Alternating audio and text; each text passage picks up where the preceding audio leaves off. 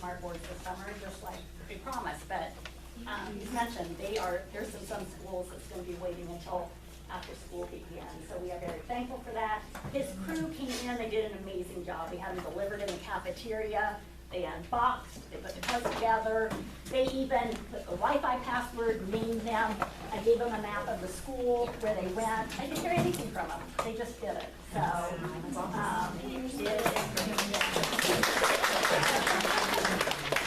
So I'm just going to mention a couple things this morning, and then I will turn it over to Josh. He has about 2 hours worth of material, what he'll show you, but we just build in some extra time for discussion and questions. He's going to go over the hardware part of it first, and then probably take a break and then get into the notebook software. I would tell you this, I'm so glad you're here today. It will help you feel a little bit more prepared, but don't let it stress you out. I would say get what you need for the first day. Get the students here, get going, and then just know what he's showing you today. You have it in your mind, you know what it's capable of. From that point on, we're recording today's session.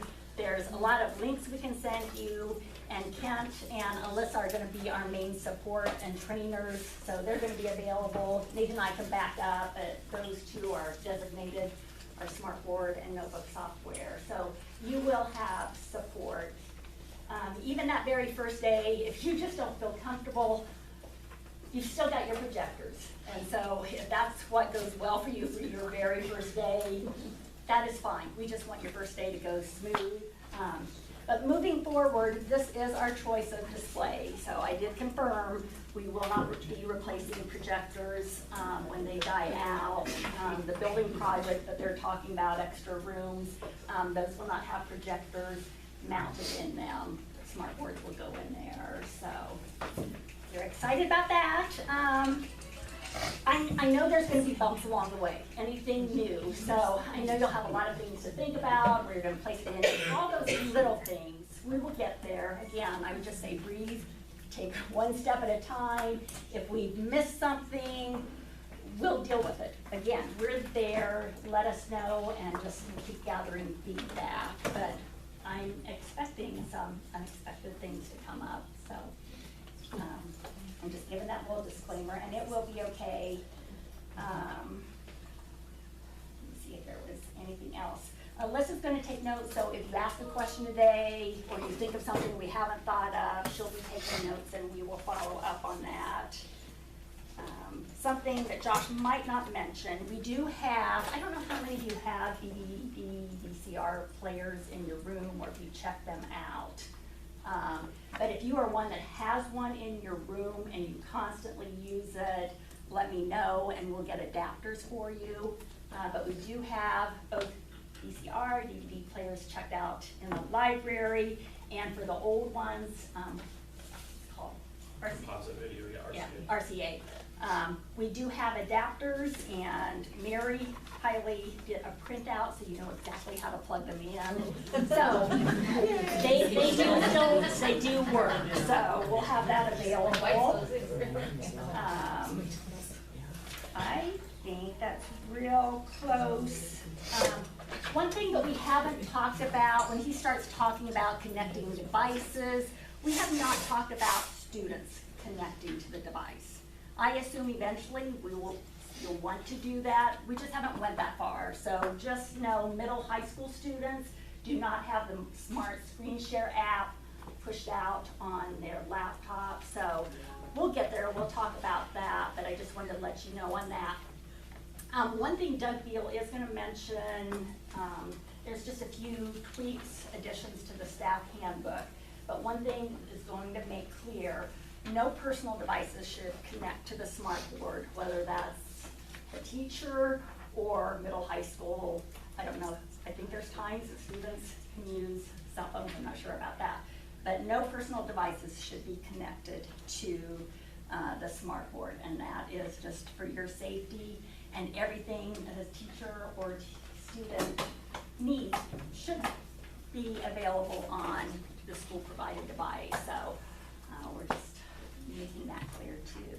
So with that, I will turn it over to Josh. Feel free to ask questions lessons, and Josh will do a great job for us. Thank you. Well, thank you for having me out. Again, I'm with SchoolHouse Electronics, and we sell, install, train on these, and a lot of other brands as well. And I personally think your school made a good choice with these. There's a lot of cheaper brands that a lot of schools go with just because they're trying to save $100 per room or something like that. Smart is the name brand. They're the best of the best in my opinion. Their software that we'll go over in the second half, I think is undoubtedly the best of what's out there. So whenever we start out, I'm gonna go over the hardware of this, go over the Android side. What you're looking at right now is not my computer, it's the built-in Android processor that's in these. So there's essentially the same thing as the brains of your phone that are built into this TV. And there's a lot of stuff we can do on this side. That'll be about the first hour. We'll take a small break and then we'll get started on the software after that. I'm gonna show you a lot of new features and stuff like that to help get you started. There are beginner things that I can go through and show some of you. There are advanced things I can go through and show some of you. At the end of the day, I'm gonna send Myra beginner, intermediate, and advanced lessons that have step-by-step instructions. So if there's specific questions on things, we can go over those. But really, I wanna show you how to use the meat of the board, how to quickly make lessons, send them out to students, get them using the board in an interactive way, because they could have just bought TVs and you could have PowerPoint up here and click through. But what's beneficial about this is using the touch capability, even getting the students up and interacting or sending lessons out to them to use. So, as Myra said, please feel free to speed me up or slow me down as we go through this. We have plenty of time. And this is the smart board. This one's a 75-inch model, and I think for some of the smaller rooms, they got a little bit smaller board as well. But as she said, these are back ordered until like October now. So if somebody placed an order right now, they don't get it till October, and then we have to find time to install it, and it's gonna be like Christmas before they get it. So there's schools right now just asking me to come start looking at stuff. And before you start, where even is the power button? Yeah, and we'll go over that. Come in the morning. Yep, we'll go over that. The power button's right here on the front. So it's a 75-inch display. It is touchscreen, so I can go in and click on things and they'll open up. Right now, I'm not on my computer. My computer is connected, but it's completely separate. It's a different input. So whenever you turn the board on in the morning, this will always be here, whether your computer is hooked up or not. There's a lot of icons that will go on up front here. There's a place where you can plug in a flash drive up front. I've got that, and I'll show you that in a little bit. There's also a quick connect area up here if a student needed to plug in their device that way, or if you needed to plug in your device up front, you could do that with the HDMI and the USB here. The HDMI will give you your video and audio up to the screen, so it'll send your computer mirrored up here. The USB cord is what would give you interactivity. That's something you'd probably, if you're gonna do that, you would probably need to talk to somebody in the tech department to get that figured out, get the right cables and stuff. There are speakers on here that should be loud enough for any of your classrooms. They're one of the few companies that have front-facing speakers. A lot of them, they're backward firing or downward firing, and it's muffled. But this should get loud enough for anything you have, unless you have like a YouTube video that's already really quiet or something, but this should be good for pretty much every application. There are pens there's nothing special about these. They have a magnet in them, and we'll go over how to use a pen separate from your finger, and it can actually tell the difference between the two up here. Then there are a bunch of buttons up here that we'll go over. The first one is the home button. I use this, you'll see me hit it several times throughout this. If I'm in an application, I usually just hit this to go back to the main screen. You can click the back button in the top left-hand corner multiple times when you're in an application, but it's usually just easiest. You press this home button, it takes you right back here. It's kind of my comfort button there. There's an input button here. We'll talk about this more in a second. When I press the input button, it'll pop up with a preview of what's on the screen for the digital ones. The VGA may or may not, there we go. So right now, this is my computer screen. There's nothing plugged into HDMI 3 or HDMI 2. VGA is my document camera that's plugged in over here.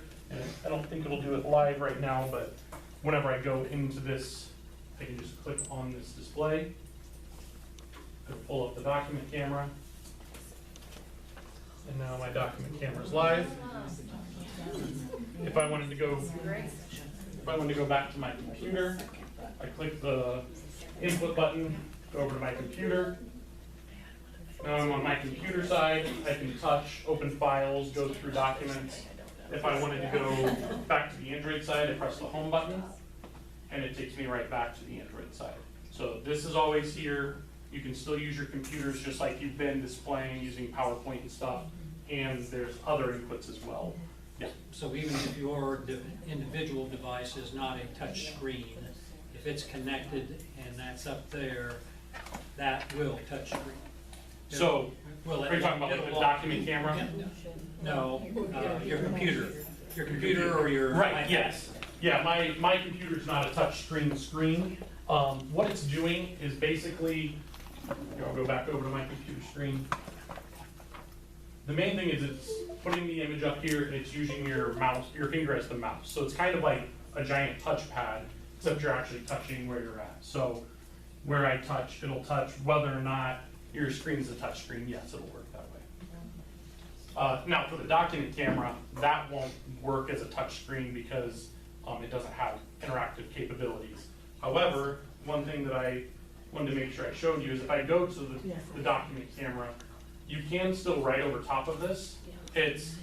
There's just one thing you need to remember is if I'm here and I want to make notes on top of this, I press the freeze button and it'll freeze the screen. And now when I come up here and start writing, it'll write on top of the screen. You'll get used to this bar that pops up on the side as well. I can go in here and find different colors, millions of different colors I can choose from, line thicknesses, add widgets, which apparently on this side you can't. But I can go in and grab different colors, different line thicknesses and write on top of this. And then when I close it, it's going to ask me, do you want to cancel? Do you want to keep writing?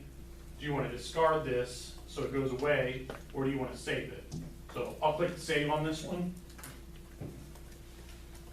Save. And then if I go back to my home screen, so now this is live again. If I move my, oh, I'm still frozen. There we go. If I go under here, it's live again. And then when I go back to my home screen, it saves everything that I saved in the files. So there will be several times that I'll show you can close out and save whenever you're screen sharing, or you can close out and save whenever you're browsing, and it'll save your annotations. If I go to my files, it's saved where I just wrote over top of the screen on here. And when I click on it, it should pull it up. Is it connected through the back? Is it connected, is the document camera connected? Yes, the document, so whenever I go to that input thing, the input button, it's showing HDMI 1, HDMI 2, HDMI 3, or VGA. Those are all, I'm hardwired connected to the board. Is it in the back of the machine? Yeah, it's kind of on the side right Okay. here. So there's a blue cord coming from here, plugged in. It actually is on the bottom side here that's plugged in. Okay, and Josh, I forgot to mention, Alyssa did a great job. In your rooms, you should see a getting started laminated piece. That's great. That is very helpful. We did include the document instructions just because it was getting to be too much. But Alyssa is going to make little cards that will remind you. I mean, once you start using your document camera, you're going to get these steps down just like that. But just, again, for the first week of school, you'll have that little cheat sheet. It'll also be nice if you have a substitute teacher that will walk them through how to use the document camera. Do we already have the cords for the document camera? You do, but they're probably not, I mean, it's just your VGA cord that's already hooked up to your document camera, so you're going to hook that up. We didn't do that because Josh just delivered them to your rooms. They were in the middle of cleaning, so wherever you, and that's one of the things that I was mentioning. It's just gonna take a little bit for you to figure out where you're gonna have your smartboard in your room, where you're gonna have your document camera. But yes, that VGA cable is already attached to your document camera, so you'll just attach it to underneath there, bottom left. But our computer doesn't have to be connected. Right. Correct.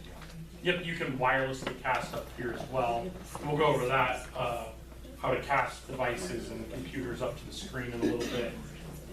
One thing I wanted to say also is, so we wrote on the screen, we pulled up our input, which was our document camera, pressed the freeze button and wrote.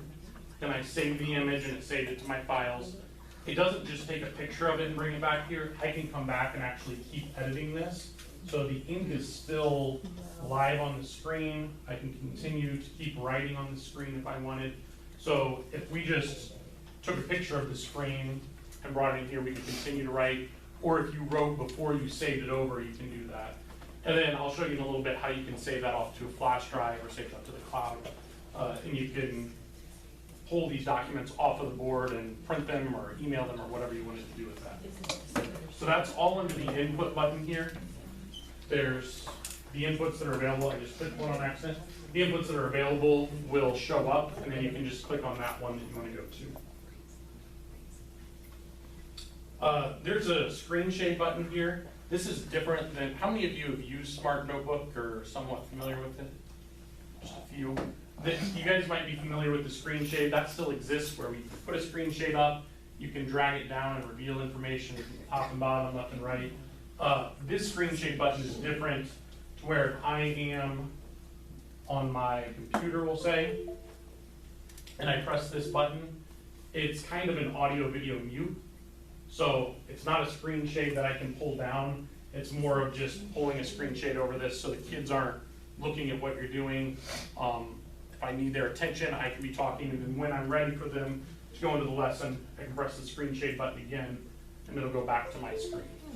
So that's kind of like an audio video mute button. There's the freeze button that we already talked about. If you needed to freeze something that was up on the screen and then go talk about something else, or you need to get into your grade book or something like that, you can freeze the screen. They can see what's up on the screen. So I'll freeze this, pull open some files, and nothing changed on the board, but it changed on my computer. When I unfreeze it, it'll switch to wherever I'm at on my computer. So if you need to get into your emails, your grade book, something like that, you can just freeze the screen, let them do what they're doing while you're doing something else. There's volume control up here. So like I said, it can get pretty loud. We're about, I don't know, a third of the way up, 25% of the way up. You can press up and down, press and hold, middle slide, or you can actually grab the volume and drag it up and down. It will get pretty loud, so I'm going to keep it low.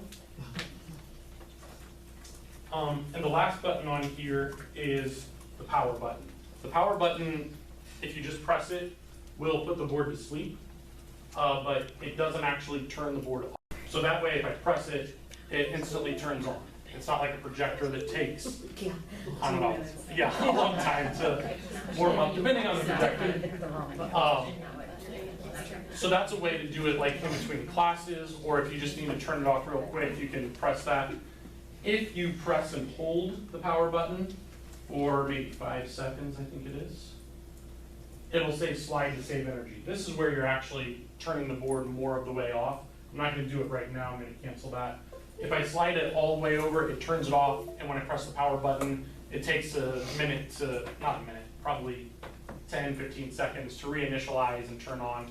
So at the end of the day, maybe pressing and holding that, and that'll save some more energy. It's on your slips that they put on your rooms, but there is a power switch on the back of this that you can flip off and on.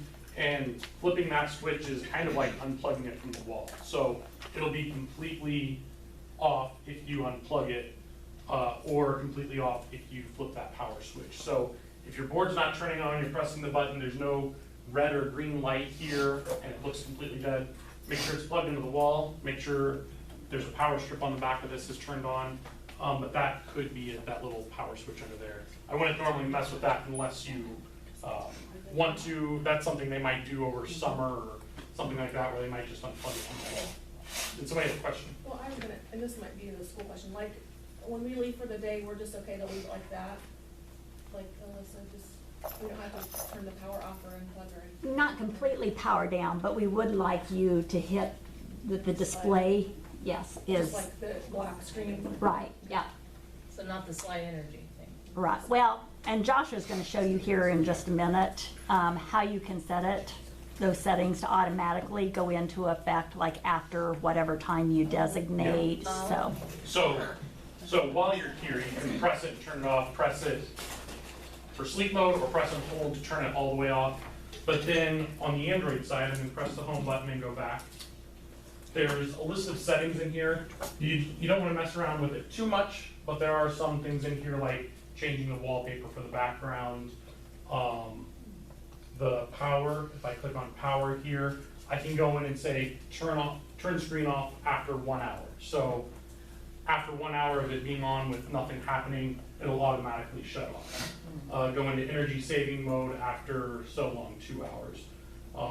So you can mess around with these and change them to shorter or longer. Obviously, if you did something like 1 minute, that could be annoying that it shuts off on you. So you can see what's right for you, but ultimately it'll automatically shut off. There's something else that happens with these that's an automatic update. It's not something that you should necessarily get into software update, but you may walk in someday and see, oh, there's a new feature on this, or something wasn't quite working right and all of a sudden it's better. Every 4 hours that your board's not in use and it's connected to the internet, it'll go out and look for updates and automatically pull them down. So it won't be necessarily that Myra or Nathan came in and updated your board, but it could fix bugs itself. It should be adding new features over time. Things like these add-ons over on the side, these widgets, just populated one day and they left room to add more widgets to it. So things like that, they usually have a little arrow and say, this is new, try it out, something like that. Are our machines connected to the Wi-Fi by default? Mhm. Okay, Yeah. so they don't have to do anything to connect, they No. just stay connected. Right, that is Yeah. correct. Yeah, even if you unplug it and move it to another wall, it should have it saved in the memory unless you hit like factory reset or something like that, which that would be an extreme case.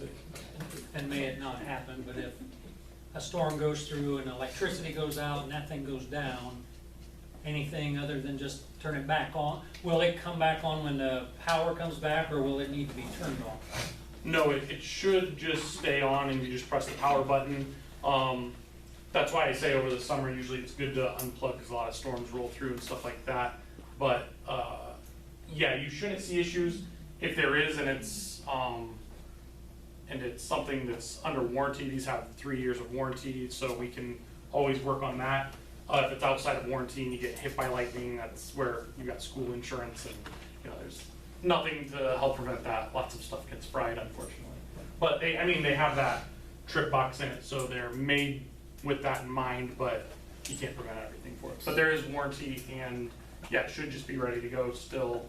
If the power flickered off and flickered back on, you should just need to press on and it'll go. So I think that's everything here. Those automatic updates will roll in at some point. As far as cleaning this goes, it is obviously you're up here touching it. Everybody's concerned with coronavirus and stuff like that, germs and stuff like that, even the common cold and stuff over winter. They have rags, I think, on every board. So what you need to do is just spray some water on this and wipe it down. They do make things like Windex electronic wipes if you're trying to get streak-free shine. There's also instructions that I can send Myra about adding just like a drop of dish soap to so much water and putting it in that. You don't want this to be soaked. You don't want to spray anything directly on the screen, but you can mix up a solution and spray it on here and wipe it down to kill germs as well as clean the board off, especially for my elementary teachers in here. Yeah. Even with the water, you don't spray the screen, you spray the cloth? Correct. Yeah, you don't want to spray this because there are electronics and stuff. You don't want to get too much water on the screen, but just making it lightly damp and wiping the screen. Do we need to be concerned about the oil in our fingers or in our students' hands? I don't think so, other than like germs. There's an anti-glare thing on this that helps prevent so that when it's on, like if I turn this off right now, you see more smudging on it. When the backlight's on, you can't really see the smudges and stuff. The oils on your fingers, it's mint, and just so you know, this is made with like high tempered glass. If my ring accidentally hits the screen, or I come up here and push on the screen, it's not gonna do anything. Yeah, I see that. If you're at your TV at home and you push on it, you'll break your screen, it'll have that purple haze when you touch it. This is meant to be touched, there's no problem with touching it. Are you gonna talk about moving it up and down? Or Yeah, yep. Yeah, and I can do that right now, actually. Everything on this board is plugged into a power strip here. So all that needs done is taking this power strip and plugging it in the wall, and then the board is powered, the board is powered, the cart itself is powered, and if there were any devices that somebody else put on this, like a Chromecast or anything else like that that's in the power strip, it would all just be that one plug and everything's good to go. Hanging on the back is this little remote. So your school chose to get the electric ones, which I think is the right decision. They have some that aren't, and they can get off balance over time and stuff like that. But all I have to do is press the down button, and it goes down. And what's really nice is for the elementary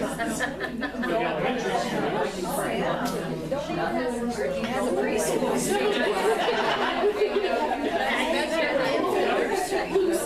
now the kindergartners can come up here and stuff like that. I'll put it all the way back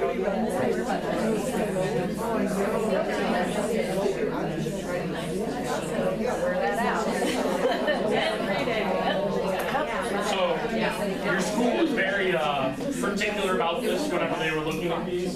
They were like, if we're gonna make it go up and down, we wanna make it so it's high enough for the teachers to write on, but low enough so that like the elementary students can reach it. Obviously, you can do that. So that's a benefit of these as well, that not only can I unplug it and move it to that wall or anywhere where there's power, I can also move it lower for my students to use. If it's too high for me, if I'm a shorter teacher or something, I can just move it down a little bit, or I can move it down a lot, or I can move it all the way up. So we tried to hang these appropriate for high school, middle school, and elementary ages that everybody could reach them appropriately. So that's it for the height adjust, is literally just pushing an up and down arrow that hangs on the back here. And one thing I will say is when we installed these, we installed them in a particular way to make sure cables wouldn't get caught as they go up and down and get ripped out or something. So if new cables are added, it's just something to watch, that if you're gonna move it up and down a lot, that you know you didn't add a new cable that's gonna get caught and ripped, or you're by something, a hanger or a flagpole or something that's gonna get knocked down by it. But it shouldn't be a big deal, just make sure you're clear and press up and down and you're good to go. We can move it as often as we want, it's not gonna like wear out on us or anything. No, it shouldn't wear out on you. It has a 2-year warranty. We've sold these for over a decade now, and I don't have one that's gone bad. So I talked to the manufacturers, and their main reason for having a shorter warranty is just, or for only a 2-year, not a 10-year, is eventually somebody drops it, or it breaks it on their own somehow, Right. and then they have that battle of, do we need to cover this or not? So yeah, we haven't had a single one go bad, and we've been selling these for quite a while. I think that's it. The only other thing is there's locking wheels on the cart, so whenever you get it into place, one person can somewhat easily move it. I would recommend 2 if you're going through doors and stuff like that. Once you get it into place, you can lock it. Some of you have different wheels on the carts. They were in the middle of a model change. Just the wheels are the only difference though. So some of you have black wheels, some have these gray wheels with different locks on them, but you can lock the wheels when you get it into place just to make sure that it doesn't roll away as you're using it or something like that. So any questions about the hardware or anything we've talked about so far? Is there any sort of like battery where you can unplug it, move it, and then plug it back? Does that make sense? There is not one Okay.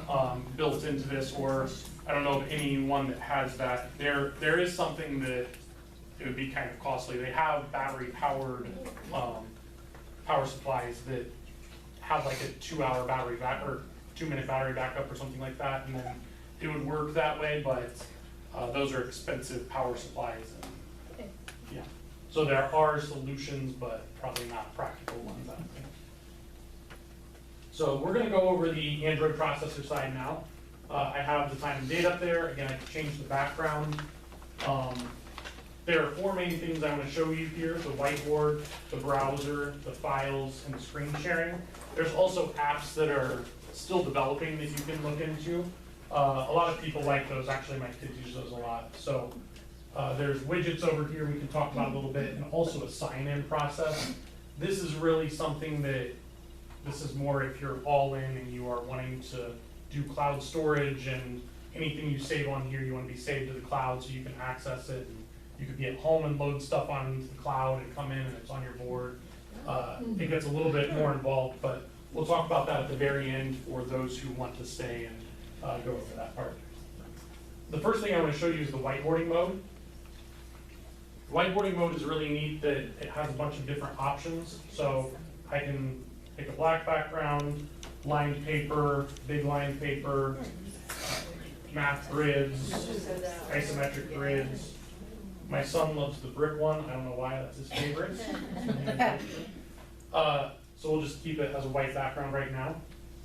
I can come in here and this will be my main page. And I can add another page to it now. When I click add a page, I can add a blank page again, like we started with. And again, this is all on the Android side, not on the computer. What did you push to add a page? Sorry, I missed that. That's okay. It's a little plus sign in a box. Yeah, the plus sign right Okay. here. So if I click that plus sign, it'll allow me to add another page coming on after this.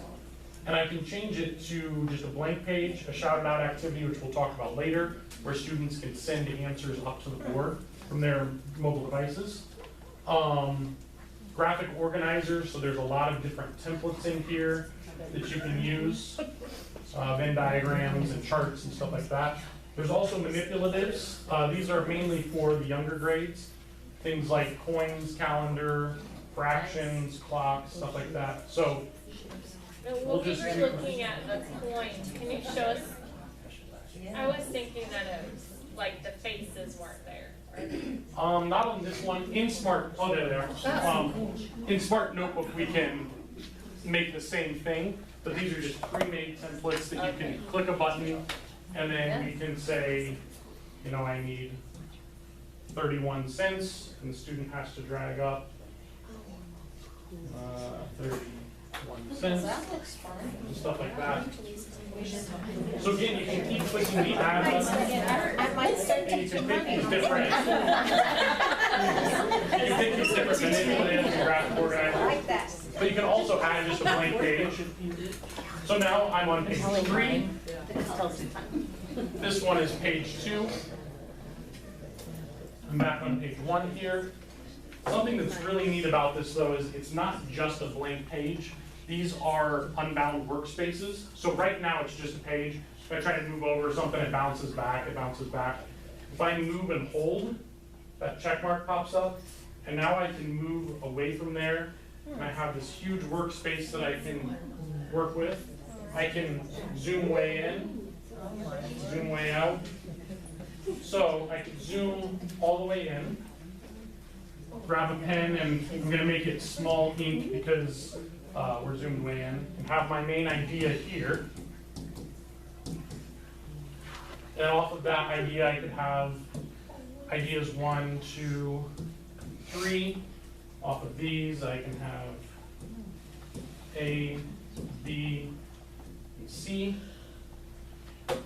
And then, if I needed to add more content to it other than just drawing, and part of this also that you may be picking up on, you may not, is my finger here is just a finger. It's moving things around. It's kind of moving stuff. The pen always writes.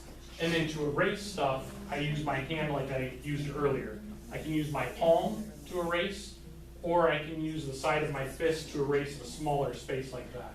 So, Did you use the rag? What was that? Did you use the rag? You could, yeah, you can use it like that. Okay. So, I mean, this is just digital ink, but you can, I've seen people keep their old smartboard erasers, like there's a little rectangle, and they'll use those as an eraser or something. just whatever you're using, you wanna make sure it's clean, that you're using up there. But yeah, you can use the side of your hand, you can use your palm for a bigger eraser. It's just looking for the size of the eraser. The way it's noticing the difference between your finger and the pen is nothing magic. This is like a $10 pen, there's nothing special about it. It's looking at the difference of thickness. So this is a thin tip versus your finger is thick, so it knows that's not a pen. What if I use my fingernail? What? What if I use my fingernail? Your fingernail? That's, every now and then, it's pretty accurate. The technology in this is called fine IR technology. And it is literally looking for a specific diameter here. Okay. So it's hard to mess it up. I will say every once in a while I see it. Typically I see it with like my 6-year-olds who have skinny fingers already and they're like moving quick, doing something, and then it'll write, and it's because it thinks it saw a pen tip. I don't know that there is a solution for that except I want to getting use used to my it. fingernail. Yeah. That's, I mean, I wasn't asking about a problem. I thought, No. can I just use my fingernail? You can't Well- write with your finger that you're saying. On this side, no. On Smart Notebook, on the other side, yes. Specifically in this app, and on the end, on this side, they've developed it that way so that it's a more natural feeling of my finger's doing something, my pen's doing something, and my hand erases. So it's intuitive, you're not thinking, it's kind of like using a normal whiteboard. You're up here drawing, your finger wouldn't do anything, and the eraser erases. So I've got all of this set up right now. And I can go into the side here, change to a highlighter if I wanted, and, oops, I'm trying to use my finger now, and highlight over top of the page. I can go in and select something by clicking the selector tool and clicking on it, and then I can delete it, lock it in place, just a couple things there. I can also click the selector tool and select multiple things at once. So if I needed to move everything around, I could do that. And then there's a button right here for add online content. This was something that Smart added. It was one of those over-the-air updates. You come in and it's just on your board. This online content is where I can go in and type in dog or anything I want, and it's pulling content from the internet up here. So what's really nice about this is they use Bing images and Bing videos. They used to use Google and YouTube for education, but they weren't filtering stuff as good as Smart liked, so they started partnering with Bing, and everything in here should be education appropriate. Should be that I can't 100% guarantee it. Smart says that Bing 100% guarantees it, and that's who they use. I will say there was a couple issues I saw with Google, like a rap video or something like that coming up that maybe not, click on videos. A vast majority of these are gonna be YouTube videos anyways. I don't know that I've ever seen anything that isn't a YouTube video. But all I have to do is click on it and it'll pull the video in. Did it already pull it in? And I have Yeah. So you can move this video wherever. I can click and add images, Hey, you don't know sometimes what we watch it on. pull the video around, resize it bigger or smaller so I can put it in with my ideas up here. I can actually kind of create a lesson up here or a big whiteboard of content that students could explore. I can have them come up here and do this. I can go to the next page. All of this, similar to Google Docs, automatically saves as I'm doing it. So if I erase something, it's gone. If I write it, it's up here. It's not something that I need to go in and click File, Save As, and save the document off. If I get out of this, it's already in my Recents folder. If I go to my Files, it's already saved off as a file. I can open this up. You'll see over time, over months and years, some of our original Smartboard stuff, or if I log into my account, it goes back to like 2016, and I've got files on this that go all the way back, and it'll save them over time. Sorry, is there a way to name it so that I'm not looking at the date and the, Yeah. like if it's something I wanna go back and use a month later or something. Yeah, if I click and hold on, the picture itself, so I'm in my files, and I click and hold on here, then I can go in and tap and change this. This is where I can also export it, I can delete it, I can select all files. We'll go over this in a little bit whenever I do this. No, that's a good question. But yes, you can rename them, you can add subfolders, and all of that different stuff. But the main thing for right now is this will auto-save. So anything you do automatically saves, you don't have to click File Save As. Again, similar to Smart was trying to mirror Whiteboard. If you erase it, there's not like an undo button there. There is an undo button on the board, on the side here, but you'll notice once I got out, it's grayed out. I can't get out of it, get back in, and then start undoing stuff. But if I make a line where I didn't want to, click the back arrow, it goes back. And I can click forward as well.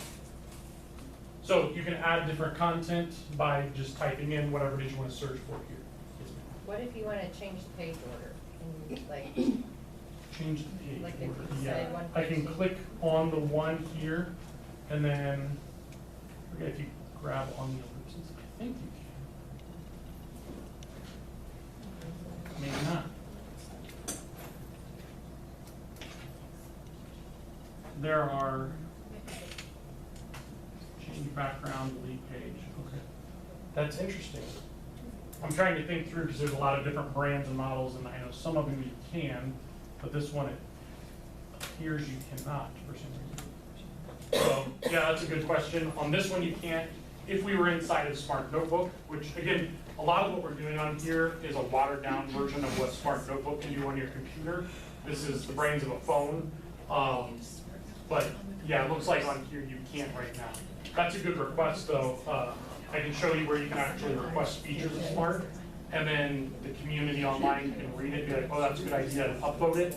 And then the top votes, they start working on creating those features and stuff. So that seems like something that is kind of common sense. Yeah, that you'd be able to move those around. Can you print it after you make something? Yeah, so once it's saved, I can go back to my files, and when I plug in a flash drive, I can export it. Or if I'm signed in through the Smart Learning Suite up there, that's where it's kind of more involved with Smart. It would already be in the cloud, and then you can email it, print it, whatever. If I plug this in, an option will come up of export to flash drive, and then you can export it as a PDF or as a picture. So you don't print straight from this, you have to No. go to the flash drive first. Correct, and there are displays out there, different brands where you can print from the screen, and no tech director I've had ever sets that up because it's a nightmare. It's already a nightmare dealing with printers, and then setting it up to print straight from the screen is even worse. So, yeah, just exporting it or getting it off of the cloud and then printing it would be the way. Is that a flash drive that is something different that we'll have to get, or any flash drive? That is on my list, that if you don't have flash drives and you feel you will use that, we'll order some. Yes. So if you were back on the whiteboard and didn't go to a save and you're creating it, you can change those slides, correct? Say that Just again. because it was saved like that, when you're working in your whiteboard, you created 1 page, 2 page, you can reorganize pages before you save it, correct? I don't think so. You're talking about in here, trying to reorganize Yeah, it? like if you made page 4 and 5. And you need to switch them? Yeah. It looks like for some reason you can't. That's something I can ask Smart and go back. I'm surprised that you can't honestly, but it could be that I'm missing something. Yeah, the ellipses here just have delete page and change the background on them, so there's no like move page or reorder. So I'll ask and see if there is. I know on Smart Notebook you can, and that's pretty simple. So we talked about the pins, moving things, adding content, zooming in and out, adding graphic organizers or manipulatives to it, adding multiple pages. There's also these add-ons, these widgets. So there's things like a clock, you can make a circle clock or a digital clock, die that actually will spin. You can put 1 or 10, or I think 1 or up to 5. You can change their color, put pictures on them, do different stuff with it. There's timers. So if I wanted a timer on my screen, if the kids have 5 minutes to work on a project, I press start, they can see the timer up here, and whenever time is up, time is up. Does it make noise? It does, and if I click the drop-down arrow, there's an option for settings. And right now the alert sounds are none, but I can change it to applause or different values. Our kids need more validation. There we go. I can change the color of it. Change the color of the clock. I can change it to count down or count up. It can be a circle or a rectangle, so you can change what type of a clock it is. You press start, it'll count down, and then whenever you're done, it will set off an alarm if you have an alarm. But this way the students can actually see the clock up here and see what it's doing. There's things like protractors, geodate, rulers. There's something here that looks like they are going to add something. I'm not sure what that is, but you will notice over the years more things populating in this, and there'll just be new widgets that Smart can add over time. The last thing I want to show you in Smart Notebook, and this is where it starts getting a little bit more beneficial, I guess I would say, is you could have students up here working, or you could be going through this and showing them where you're at. But I can also click this 2-person button with a 0 next to it, and it says Smartboard 313, which would be this room. I can click Start Sharing to 151868. That's a unique number to this board right now. If you sign in with the Smart Learning Suite, the stuff I said, I'll talk about it at the end of the night or the end of the training. It'll go through and give you a personal number. So I forget what mine is, we'll see it in a little bit, but it's my number that no matter what board I'm on, no matter where I'm at, IP address, anything, it's the same number. My class could log into my number and use that.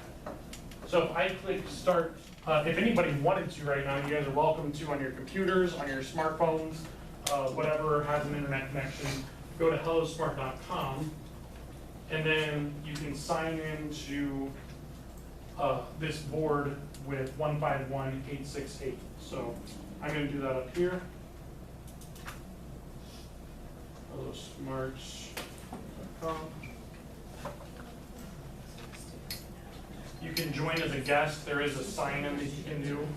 Smart changed the name of this to Lumio. That was very recent. And then I type in the class ID number, 151868. Next, type in my name as Josh and join as a guest. Now you're not going to have to do this every single time. If you have younger students and you're like, this is going to take forever, you basically need to do it once, and then it'll remember your class name, and the students go to hellosmart.com, so you could have that set up as a favorite. They click it, and then it'll have recents and your name.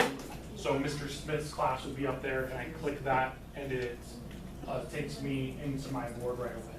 So you can have recents set up like that in just 2 clicks, and they can be in logged in. So we have Alyssa, Anita, Aaron, Josh, Julie, Kathy, Kim, and Wendy signed in. Right now, if I go back,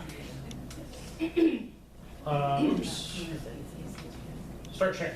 There we go. I click start sharing, and this is going to share it out to all of your devices as well as mine. So whether it's a computer or smartboard or something like that. My video is on there that you can see. I want to play that video instead. He has to play it. Yeah, I can play. yeah, you can play it. Now if I go to the next page, it forces all of you to the next page with all of those things. So as I'm moving things up here, I move the nickel up, it moves it up there. Moving more up, it's going to move them up. If I write up here, Josh in a green highlighter, it writes it on your screen. And then what's really neat about this is if I wanted the students to explore this page, I had my main ideas broken out over there, a video I wanted them to watch, pictures and paragraphs written out, stuff like that.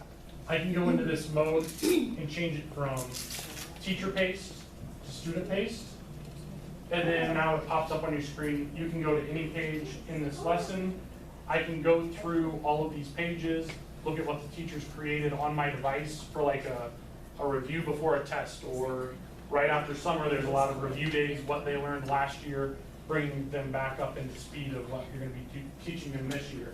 So that's something that you can do, is let them explore. Yes? So you, like, I can't drag the money on my computer, can they drag it on an iPad, or? This is just letting them, in this one, it's just letting them explore what you've done. Again, in Smart Notebook, we can do the exact same thing and allow them to drag things around and take their own notes and stuff like that. With this, it's simply casting it out to them, letting them see what's here. So, again, the way I did that was I clicked on the person button up here, had the student sign in at hellosmart.com to this number, and then I click start sharing. If you guys are exploring and I'm like, I want them back, I can press teacher mode and it forces you all back to what's on the screen up here. So then the students can't be way on and not listening. You can click teacher mode and it forces them back to your screen on their device. And then whenever you are done with it, so I'm gonna click stop sharing, and it kicks everybody off of their device right now. So that way they're not still messing around looking at their screen whenever you shut the device off. You said once they do that number, then they don't have to keep doing that again, then they're always Correct. on the next one? Correct. If you went back to so if I got out of that page, went back to hellosmart.com, it would have Mr. Smith's class, or in this case it would say Smartboard 313. It has like 4 or so of the most recent ones you went to. So then even if there's 3 teachers that are using this, they just click on the teacher's name or the board name, however it's written. So if you signed in to your own account, you could put Mr. Smith, and whenever it pops up on here, it would say Mr. Smith's class. So any questions about the, yes, there's a couple of Kind of maybe an Alyssa question. So then would we have a button on our kids' iPads that would be this smartboard.com? I was just looking for an icon for it, actually, Oh, to create. okay. I want to test it and make sure it works. You know, sometimes the web clips don't, but yeah, Yes. that's what I need Okay, to do. great. Yep. Yes. So if we have, this may be later, but if we have Google Slides or PowerPoints, can that content work with this? Working with this in the whiteboard, not really.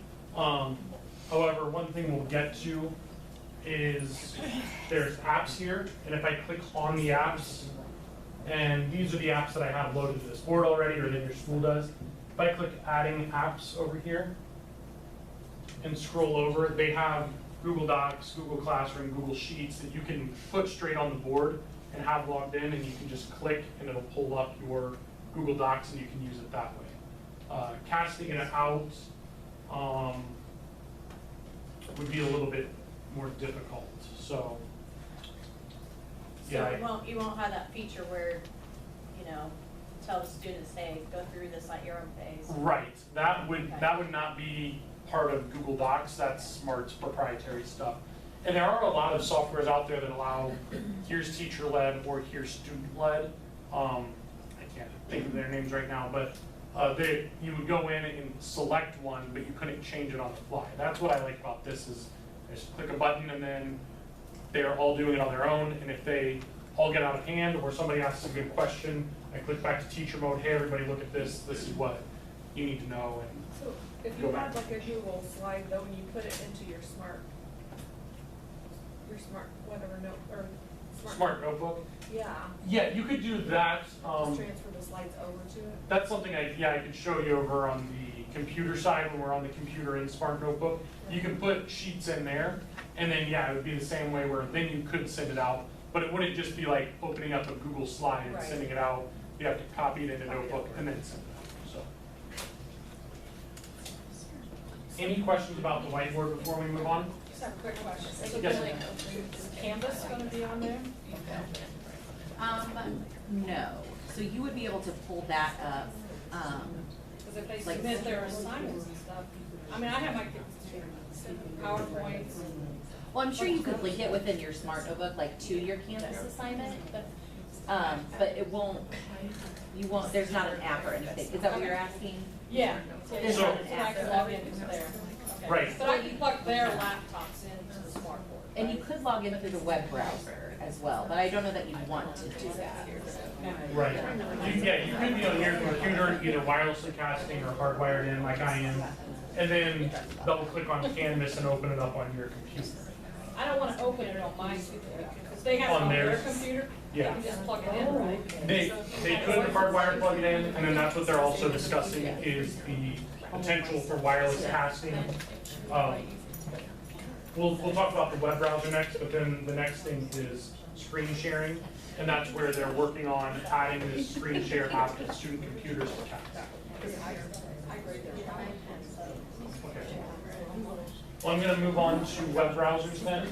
So there's a web browser built into this. Again, it's similar to a web browser on your iPhone, if you, or your Android phone or whatever. If you tried to pull open something that doesn't work on your phone, like Flash videos or something like that, it's not gonna pull up on this.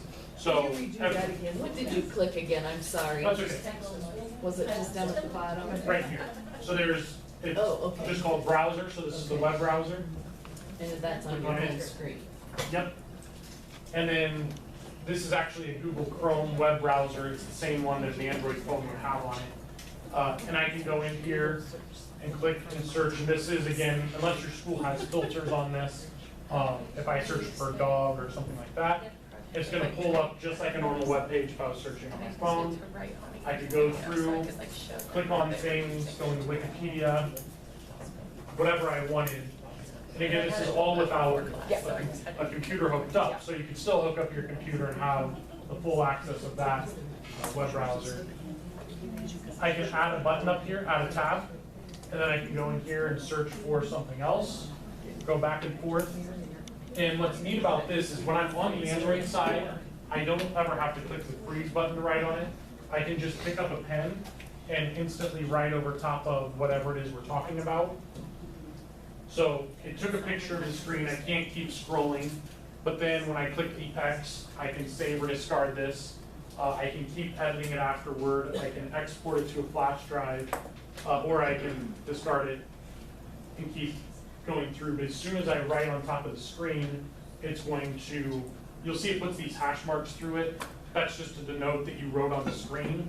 The main reason is if I'm up here talking and I accidentally touch the screen, it's not like I'm trying to move and I think it's broken or frozen or something. There's an annotation on the screen.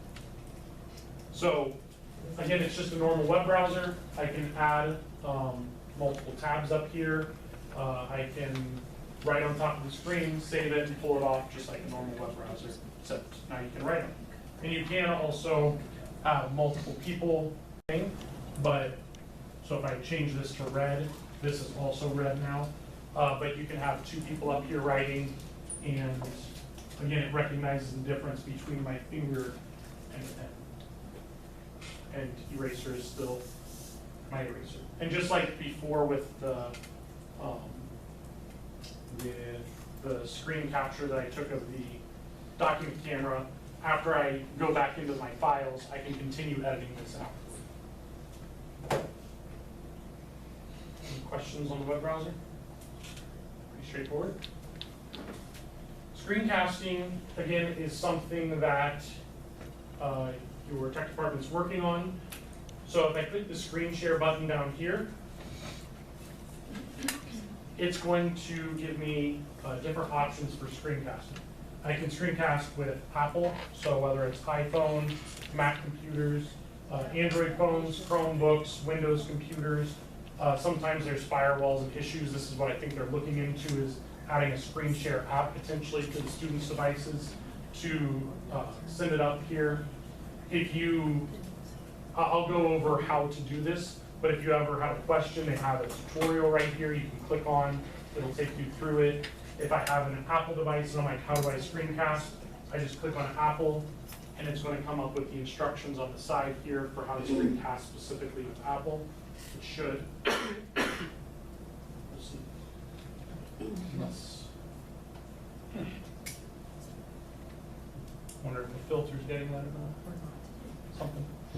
Anyway, you shouldn't need to. You don't need to come in here, and if I'm casting with an Apple, click on Apple. You don't need to do that. You just need to get in here. Oh, there we go. Just took a minute. I'm just impatient. So here are the instructions for general troubleshooting and stuff like that. If you're trying to cast and you can't. I don't understand the word casting. What are you? So sending my video and audio up to the screen from my device. Okay. So I can send my phone up here. I'll do it in just a second.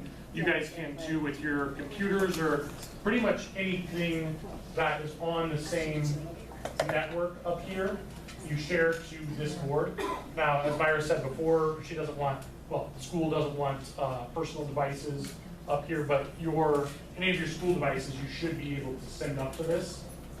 So for Apple, all I need to do. And what button did you push to get there? I'm sorry, Yeah, I wasn't that's okay. understanding what you were doing. I'm pressing the home button going back. Screen share is right here. So I'll press that button.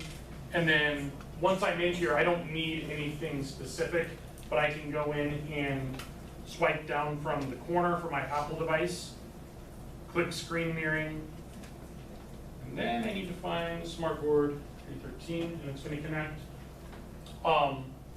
A wireless connection is dependent on the network and the devices and everything, so actually I was already connected and went off.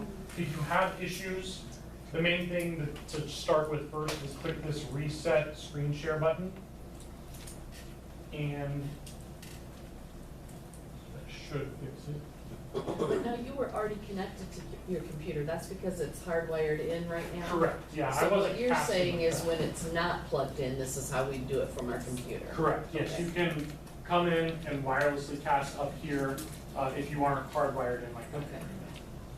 But our document camera doesn't work that way, right? Correct, the document camera would need to be Has plugged be in. plugged in. Correct, yeah. So going back, I'm going to click on reset, or I'm going to click on screen share. And then again, you have to be on the same network. If I was on the high school network right now, it would not allow me to screencast. So screen mirror. I need to find SmartBoard 313.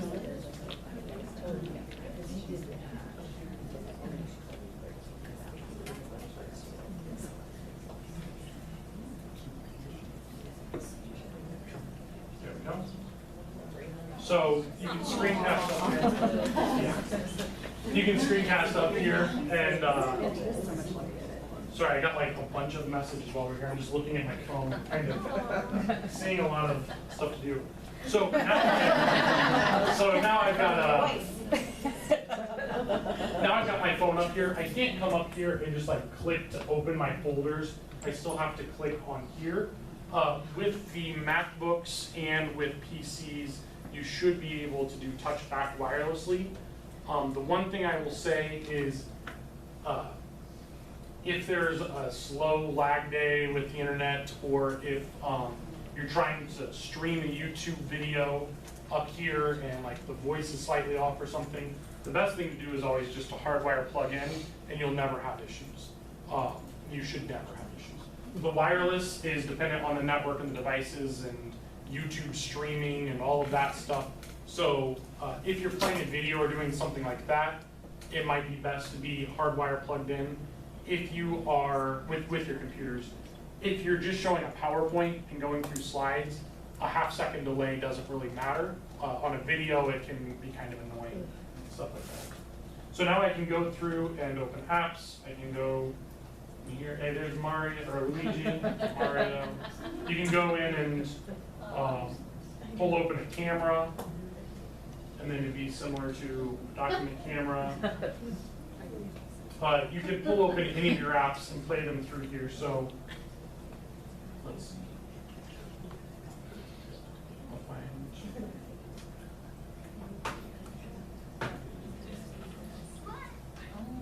So you can play videos. Again, it's It's not bad laggy quality, but this video is saved off to my phone somewhere, so it's not like I'm streaming this video. You'll also notice if I go back into my photos and I pick a photo, up here it's just showing the photo. On my screen it's showing like a preview mode and stuff like that, so it's taking this and putting it into a presentation mode up here. It's not just mirroring the screen exactly. Through that screen share app, I believe it does mirror the entire screen, but that's to get around potential issues. So it's literally mirroring the screen. So you can play Pandora music from there? Yeah, yep. So I can go in and Pandora or Spotify or whatever and play music. Yeah, that is a good point. As long as the filter allows it of the one that you're on, you can. So the way I got here for my Apple device is I swiped down from the top right-hand side. I clicked on Screen Mirror there, and then I scrolled through and found Smartboard 313, clicked on it, and it connected. To stop mirroring, I go in the same place and click Stop Mirroring, and then it kicks me out. If you have multiple devices that need cast up at once, if the students are able to start casting and you want to show multiple projects side by side, you can have up to 4 people sending their stuff up here at once. Whenever they try to send it, you can click accept or ignore. So if they're trying to send stuff and you don't want to, then you can click ignore. But you can have up to 4 screens up on this display at once. Josh, can you show them where, I think we will want them to set it, that you have to accept them to connect? Yes. Just so we don't have here, unwanted. maybe it did.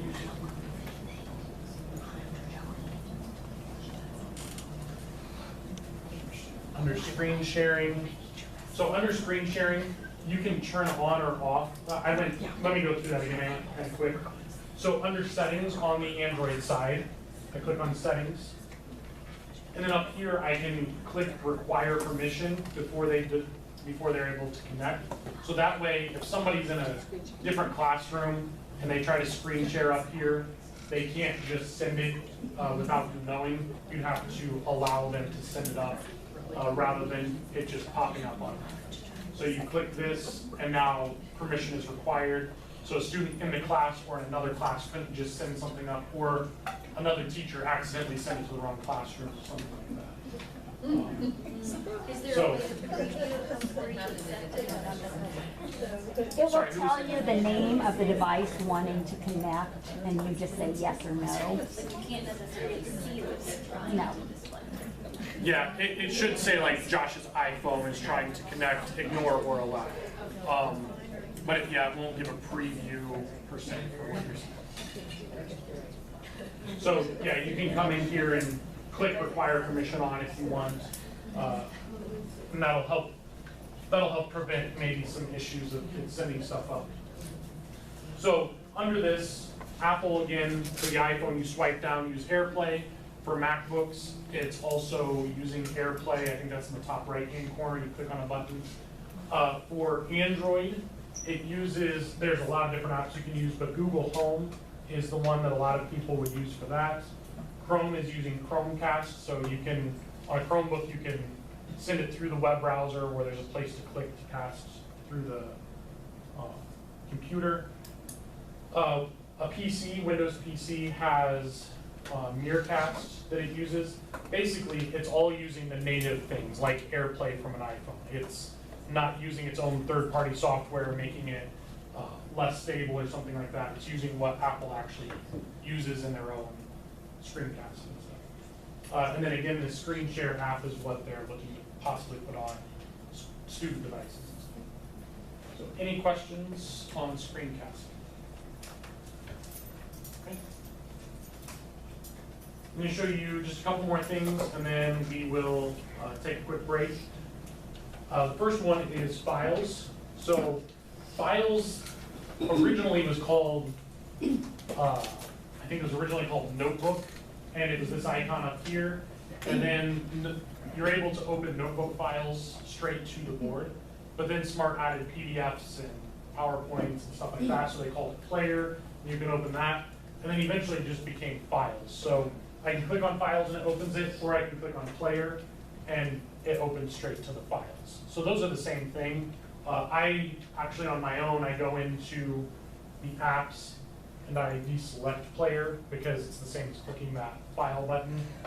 So if I click the star button, you can go back to my home screen.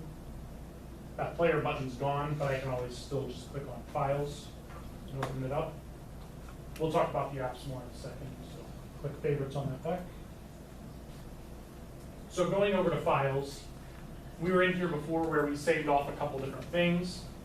If I wanted to save those off to a flash drive, I just need to plug the flash drive in. There's 2 spots up here, and you plug in, and it'll detect the flash drive is plugged in. So I can ignore or switch over to those files. I'll ignore it for now. One thing is, I was about to set this on here. There's other models where there's like a ledge you can set stuff on. If I set that there, it's gonna think something, it's gonna block a sensor and think something's touching down here. So you don't wanna really do that. So I plugged in the flash drive. They have stuff over here about sharing notebook files straight to the board, getting lessons from a USB thumb drive. That's what I'm telling you now. So if I clicked on that, it would have instructions. A lot of everything I'm telling you, they have stuff up here so that you can use it. But right now, if I click, I'm on public files. That's just any files I've saved off to this board. The Android processor has 16 gigabytes of hard drive space, so you can save a decent amount of stuff off to it. If I click the drop down arrow, there we go.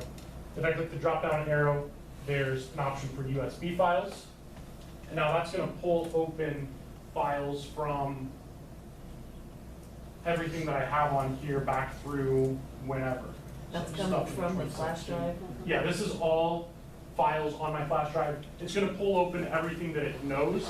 So if I have like a CAD drawing on here, well, I couldn't open CAD drawings on my phone. It would need a full program for that. But on the smartboard, it'll look for images, notebook files, PowerPoints, PDFs. So here's some PDFs that I could open, and things like that, different types of JPEGs or PNG files. These are both images that I could open. Is that the only way it organizes it? You can't like put them in files or folders according to what they are? This is just how it's set up on my flash drive already. So I could go into this folder, which there's nothing in that folder for some reason. Here, I'll go into this folder, MOESC, and that's what was in this folder. So it's organized however your flash drive's already set up. If you have everything in there open on your flash drive, nothing's in a folder, it won't be in a folder on here. If it's... When I'm doing it, can I put them in folders? on Say your- I did something yesterday and I did something last week, can I put them together if it's the same like concept? Let me see, so if I drag this over to new folder, yep, so it's literally moving it on my flash drive. Now, remember when I unplug that, plug it back into my computer, it's going to have moved that on the flash drive. This is how everything's organized in my flash drive, so if I change it on the board, right now it's just reading it off of my flash drive, it's not all on the board. So anything you change will change it how you have it saved in your flash drive. If that makes sense. So I'm going to open something up right now. I'll open up whatever this PDF is. Right now I clicked and held on it so I could move that file over. I can also go in and select everything and delete, or I can add a folder and move things around. I can still rename things if I wanted to, but I'm going to get out of that. And now I'm going to open a PDF. We'll see what this is. December of 2020. I probably picked it's a picture that I apparently drew during another training sometime. You'll notice whenever it opens up a picture, PDF, or even the notebook files or PowerPoints, it'll open it up in a whiteboarding mode. So I can still have like my Unbound Workspace, but Can you erase? not this PDF, but if I added more content on top of it, Yeah. So it's using the same features that you already know, trying to make it simpler. So whenever I'm on here, let me see if this PDF has, yeah. So there's multiple pages to this PDF that I'm going through. This is actually from a Bing Q panel that I did a training on and saved to the Splash Drive. But I can go through those, but then if I needed to break off of this and say we were having a discussion about something else, I could go over and we could be brainstorming over here and having our ideas, breaking that on the side. I don't need to keep adding new pages and stuff like that. You have this Unbound Workspace with all of the tools and stuff that we knew from the whiteboarding mode. So it'll open PowerPoints, PDFs, pictures, or notebook files that we'll go over all inside of this whiteboarding mode. So that's kind of where the Google Docs question, I forget who that was, but you could, if you had a Google Doc saved off to your flash drive, I'm not sure if it would open Google Docs or if it needed to be a Word document, I'm not sure, but you could open it up in here and then share this out. I could click, I've got a couple people still signed in that I could start the lesson, and Karen and Julie would have this on their screen, on their web browser. But you could share it out that way. If you had it saved as a whiteboard, you could pull it up. So that's just the files portion. Again, it's not only notebook files you can open. It's not just images you've saved, but you can plug in a flash drive and add things as well. I've got one more thing I want to show you, and then we'll take maybe a 10-minute break or so. That's the apps section. I already clicked on it once. So the apps that are on my home page are the ones with the star on them, the browser and the player. I could add this welcome screen that's kind of got like tutorials for the smartboard. So if you were struggling in August getting started again, you could click that welcome. And if I go back to the home screen, I can click on the welcome and go through tutorials on the smartboard. Clicking the apps and going, oops.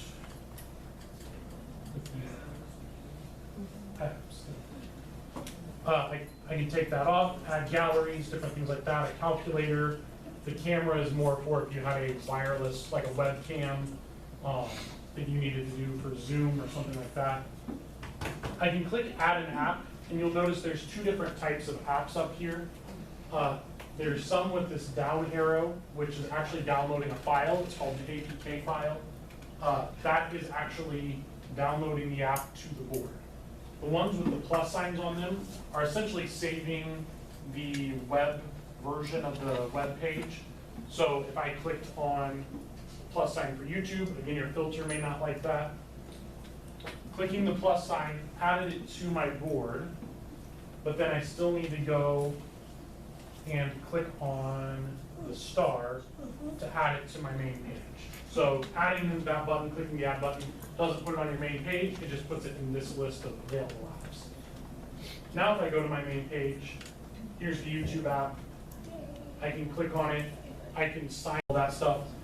It may get, I'm not sure how it deals with YouTube here, but any of those apps you can add up to the board.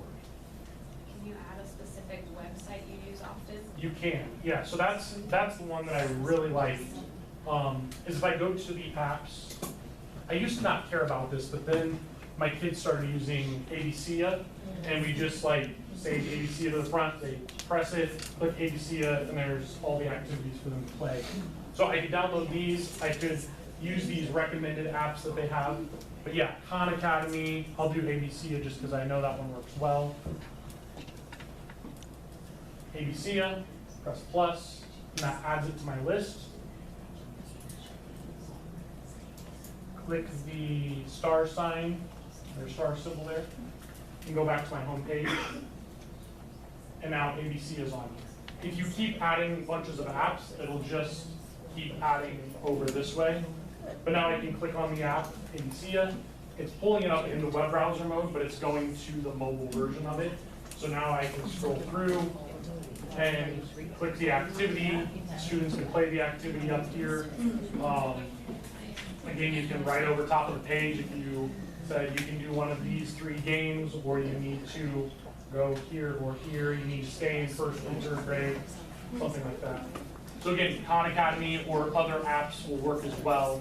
You just need to probably test them out ahead of time and make sure it works. There are some apps that don't work, like I know the NFL Network disabled their apps on big screens because they want everybody to buy their app on their own device, their phones and stuff, so. Yes. So with those apps, like you said, it would just keep going pages on. Is there a way to like set them in folders, like if it was more teachers that you wanted to use, or if you wanted for kid centers, can you organize them that way? No, I don't think so. That is a good idea. Organizing them.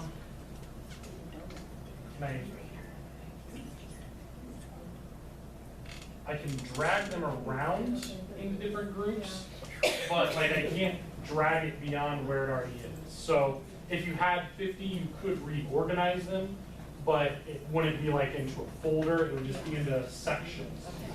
Didn't you say there's a subfolder we could put in there? Yeah, that's for files, not for apps. So like the files you save off, you can set into folders and subfolders, but not apps. And then if I wanted these off here, I could go click the star off, but it looks like I can just click the X and get them off here as well. Any questions over anything on the Android side, the hardware stuff, anything else before we take a break? Okay, let's take a 10-minute break. I'll actually put the timer up here. We'll do that. That would be polite.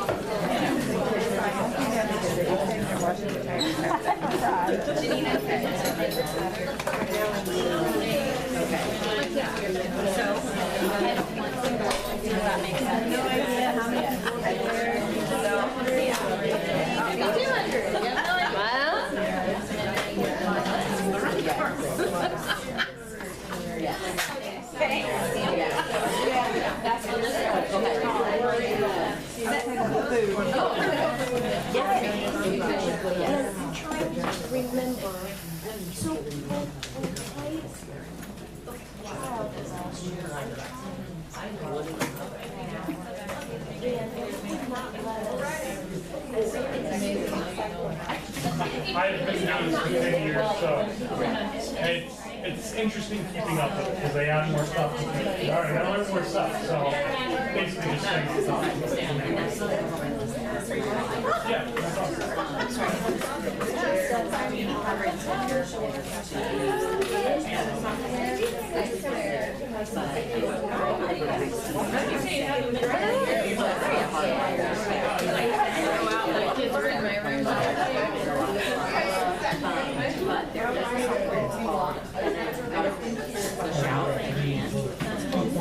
It shouldn't matter. Yeah, it shouldn't matter. They'll. Yeah, you can use 3.0 or right now. Really, it's just 1.0 and just put it load aspect. Okay. So, but I don't think it will matter which one. Okay. That's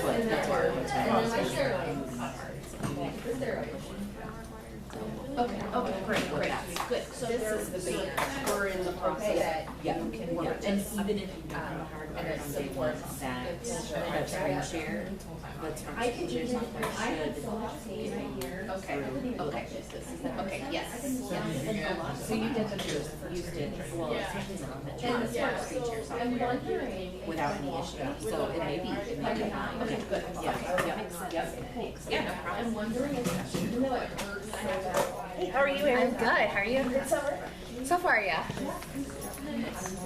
I mean, mine kind of went reached down, and mine kind of went away overnight too, but it took 9 months to. I've been struggling with it for like a year, but it's like, it got really bad the past couple of months. It started to move into my heel a little bit, like it just got, I had to stop running, and then I got to the point where I couldn't even walk anymore. When it started to where just daily walking. Hey, how are you doing? How are you? See, I can't even walk from my bedroom to the computer. It just hurt so bad. Yeah. Did he tell you that wearing flip-flops is the absolute off? She said, like, I have these girls on my ass that are like high arch. I get my reading results off To never go barefoot. like the art support is really good. They're hard. I was That was the hardest. Everything else is a mistake. Oh, I know. They're really, yeah, foundations are really cool. It's just, I literally, You have to spend I your tried stuff all on Saturday, I still don't. It is a lot of, Yeah, when it goes away. And then when I got home. And supposedly, you're not supposed to drop it again. Like once you have it really bad for a long, long time, and it goes away. I have not heard of anybody who has had it back. But I've only ever had it in my right. I did not have it in my left. See, mine started in my left, but it was, I mean, it was bad for a But the while. thing is, the emergency then license, you you're have to agree to go back to school and get an actual license. And you So are. I have to go back to school. Hello? Yeah, so I have to go back to school to get Hello? college education. I came across online, and there's supposed to be another fee. So I bought a pair, and that was enough to help the left. And as soon as I thought you got did. better, and my right one was way worse than my left was. No, But I was, I still haven't gone for a run. for my, when I'm walking a little bit more, and I've gone for a couple walks. all day, we have a whole bunch of like a workshop there. I told John, if I have any pain, They made I it will so go that back to that the you had to go back to doctor. like actual class. Obviously it helps. You can get But she told me 6 weeks to move. Said it stops hurting you to get out, like, but if that didn't work, I was gonna get injections. And I'm just gonna feel like it's worked out. But I'm very cautious, because I was scared. It was worse. I know, it is really bad. I switched to my jet ski. I did something to my foot. I got it across the top, but I think I've strained my arch when I flew off of it, and so you just plantar fasciitis bands. Okay. And they come in small, medium, and I large. got that plantar fasciitis piece. And actually, I wore that Saturday, the next day. I wore it when we walked to breakfast. And I just came down like, my foot kind of hurts, but it's like a, But she had an interview with them. I don't know, it was a weird thing, but it wasn't the normal thing. Is that So at breakfast, you make it, it's like 5 rounds. and then take your stop. And then the last round. Yeah, so if you don't, you can slide it on. It looks like you guys can wear it right on that, and you just wear it across. And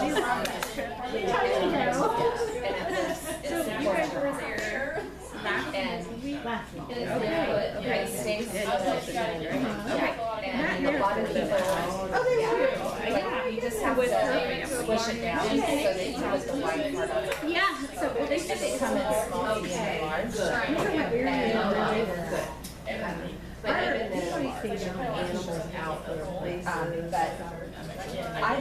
have used this, I don't have any problems with their not. And I don't have any problem Was that the first time you with for sure. I'm not sure. Yeah, so Don't that's want like, it. Young cities. I'm just happy about like, I need to Okay. and I bought. Okay. And some of our songs, we started doing it. Oh, yeah. Yeah. Yeah. Yeah. Yeah, I don't have any issues, and I have really high arches, and when they start to fall as you age, that's kind of when you can have problems. But I don't have any problems with I know, and Skechers are crappy, unsupported shoes, and I don't have problems with them. Okay. Because I went to a walking company and spent a lot of money, and they bought it. Yeah, the tennis shoes I did, that was the first time I walked across the road and not had Like, What kind of shoes? they're new balance. And they're really, I had to get insoles to go in like the nice. I think the most supportive tennis shoe outdoors. I don't know about what happened, They don't understand, you know? Right. Why Oh, can't I get it absolutely. when Yeah. everybody else gets to. Yeah. She's being mean. Right. Yeah. They put this sitting in my car. They will on and sitting in driving. They go, Like, I can't I got wait all to the locked and stuff for. buy a pair of I don't know if it's for that, but I wonder if I just have the wrong style. Because my foot is neutral, of note in terms of benefits. Or I just, I Last year with benefits. You know how, yeah. I was like, I appreciate this. Yeah, so it does. I was fine till I got here, and then my son crawled in my nose and died. I stopped sneezing and then I had a heck of a hot flash. Probably not. No, I don't know, something crawled in her nose and died. It did. And I had a hot flash. And I was sweating like fury, and my nose was really tickling and running, and I kept saying,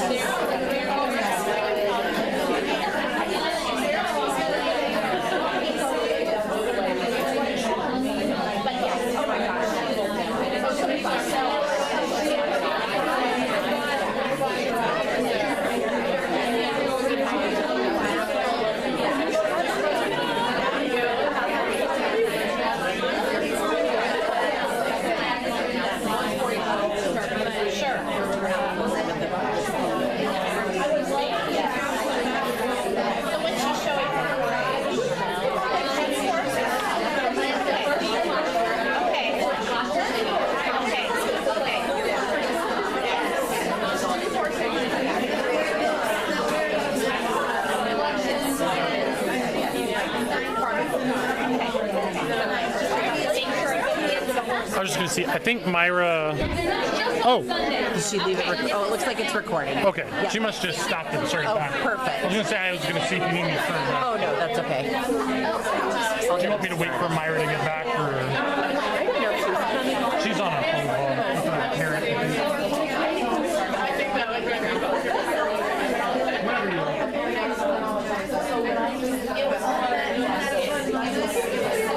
Okay, we're gonna go ahead and get started with the second session.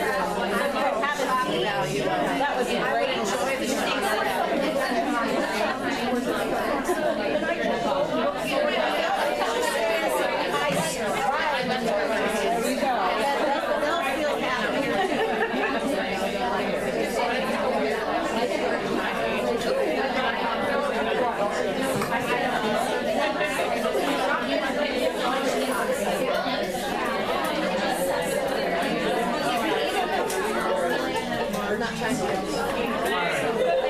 Everybody's ready, we'll go ahead and get started.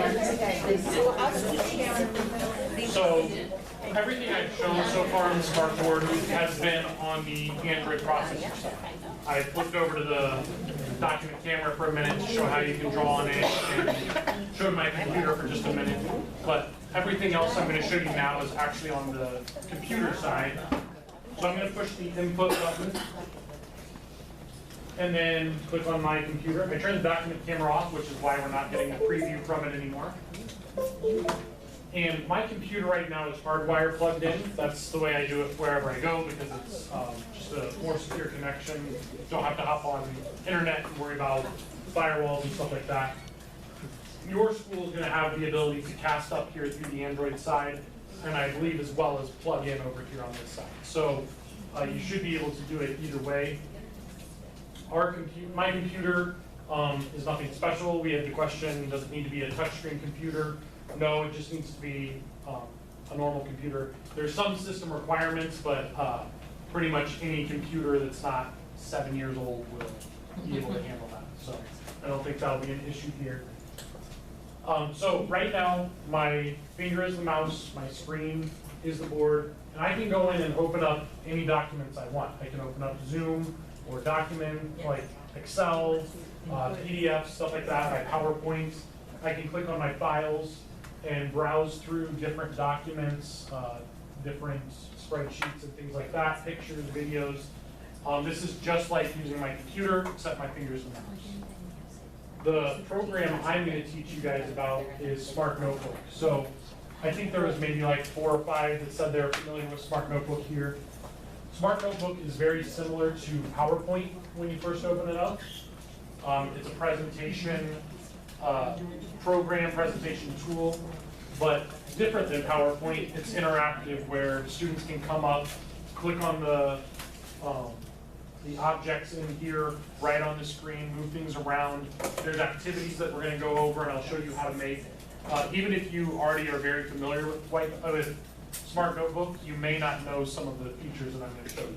There's things that can, I believe, genuinely change the way you teach. So this is what it looks like whenever you open it up. It's blank. There's a vertical toolbar that has where your pages will be, the page sorter tab. There's a gallery tab with pictures and interactive media, so I can drag these things out and play a guitar. Or a bunch of different things in there, 3D objects, backgrounds for pages, videos, pictures, stuff like that. An attachments tab where I can attach anything in here. So if I have lesson chapter 1, section 1, and have files that go along with that, I can put them all in here. Pictures, handouts, stuff like that. Even web pages that you want to go to, I can click insert a hyperlink or insert a copy of a file, and they'll all be in this one document when I open it up. Can I stop you for a second? Do we even have this on our computer? Not yet. Thank you. Yep, yeah, you will have this. It comes with the board. Okay. Yeah, it comes with the board as the software. Okay. And this is the software that I was saying, I think in most everyone's opinion is the best software for education. There's others out there like Promethean and Mimeo and a bunch of different brands. Their software is nothing compared to what Smart has to offer. It's truly amazing what they have. There's a properties tab where I can change the background. I can change, if I click on something, it'll give me different options for object animation, fill effects. These are the notes that I'm going to send to you that talk about, it'll show a picture of the page sorter tab and what each one does, and how to do object animation, and how to select a pen, what different pen styles do, things like that. So I can click on a pen, and actually I think I need to restart my computer, then we'll go through it. What? You don't know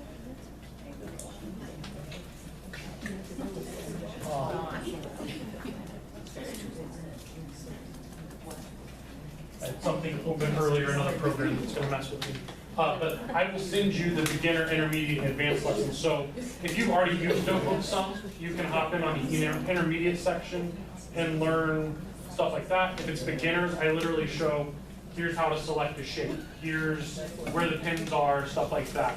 It won't be about the hardware because there's regular boards with projectors, there's different types of these TVs, but the software will tell you inside this program how to do different things.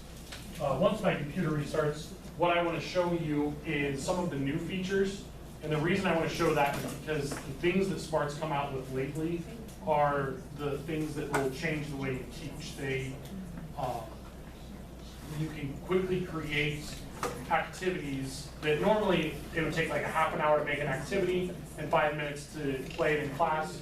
And then it was just too time consuming, so teachers wouldn't bother with it as much.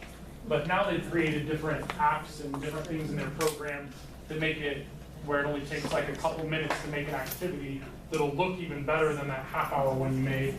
And it will work really well, and there's a lot of new features to those that I can show you as well, like sending them out to the students. So let me open that up again.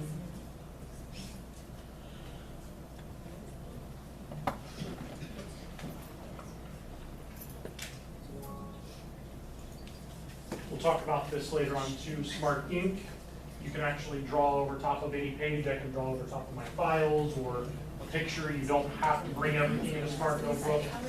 We talked about Google Docs. You could just write over top of the web page inside of your computer.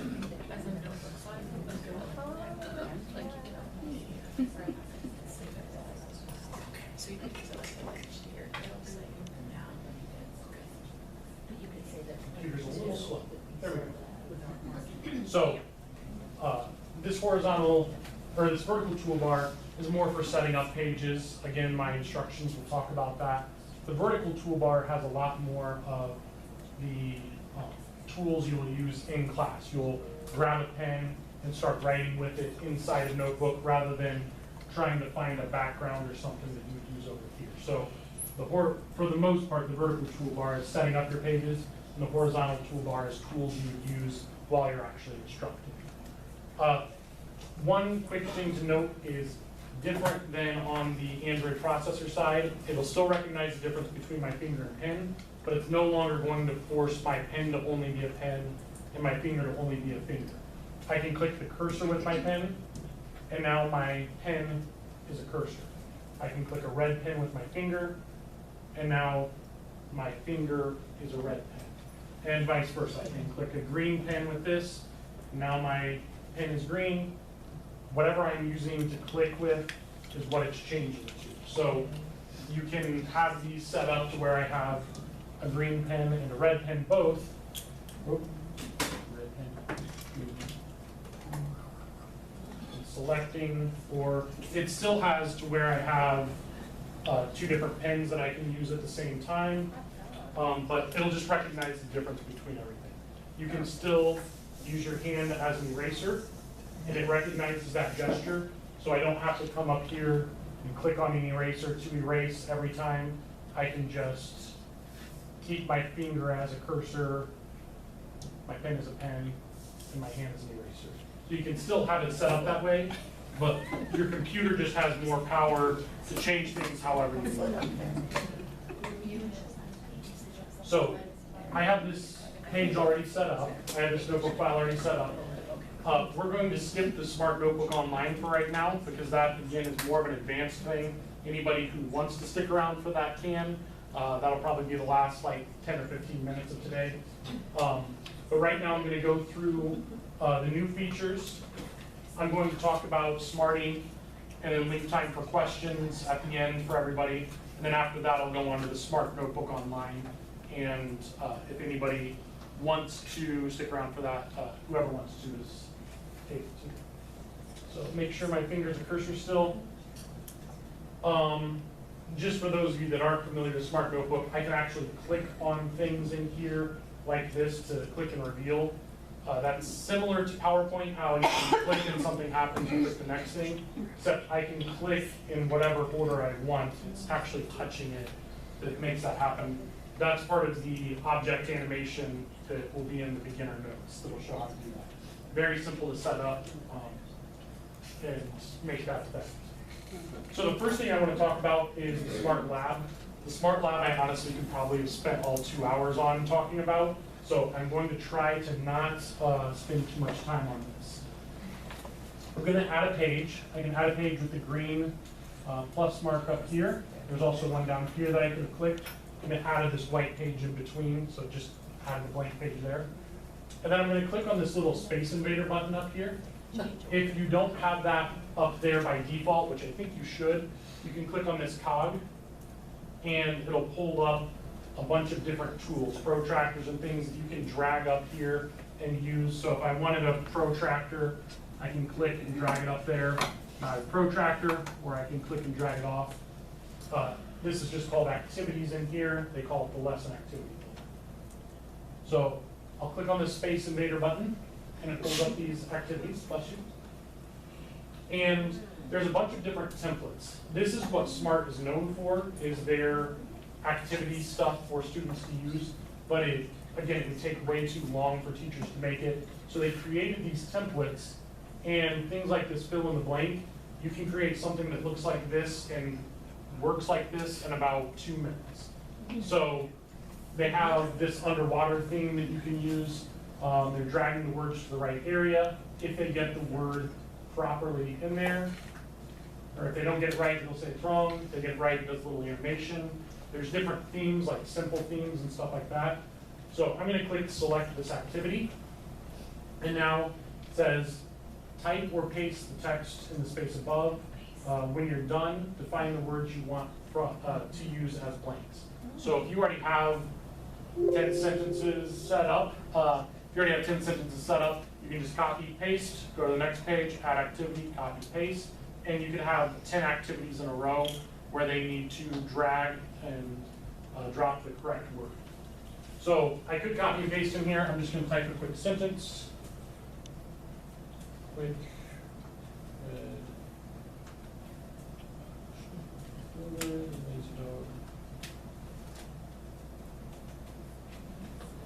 And is that, or is it Swift? Anyway, the quick red fox jumped over the lazy dog.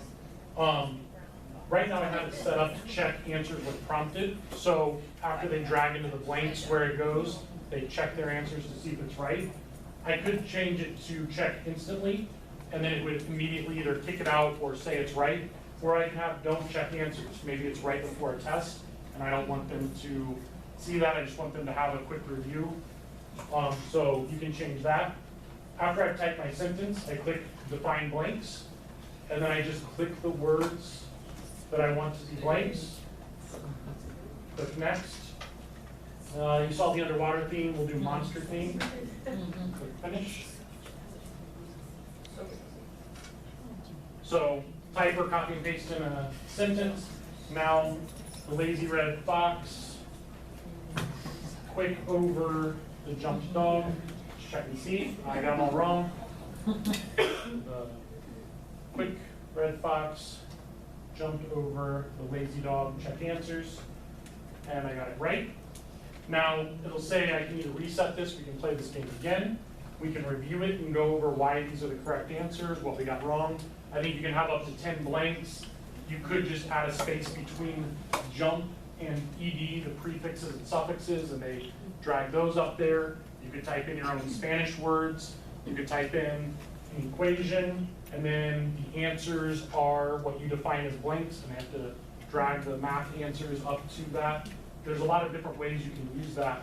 What's neat about these templates is I've taught preschool teachers how to use the same app as college teachers. Like, it's all dependent on your grade level, your subjects, and honestly your imagination, how you can make these work.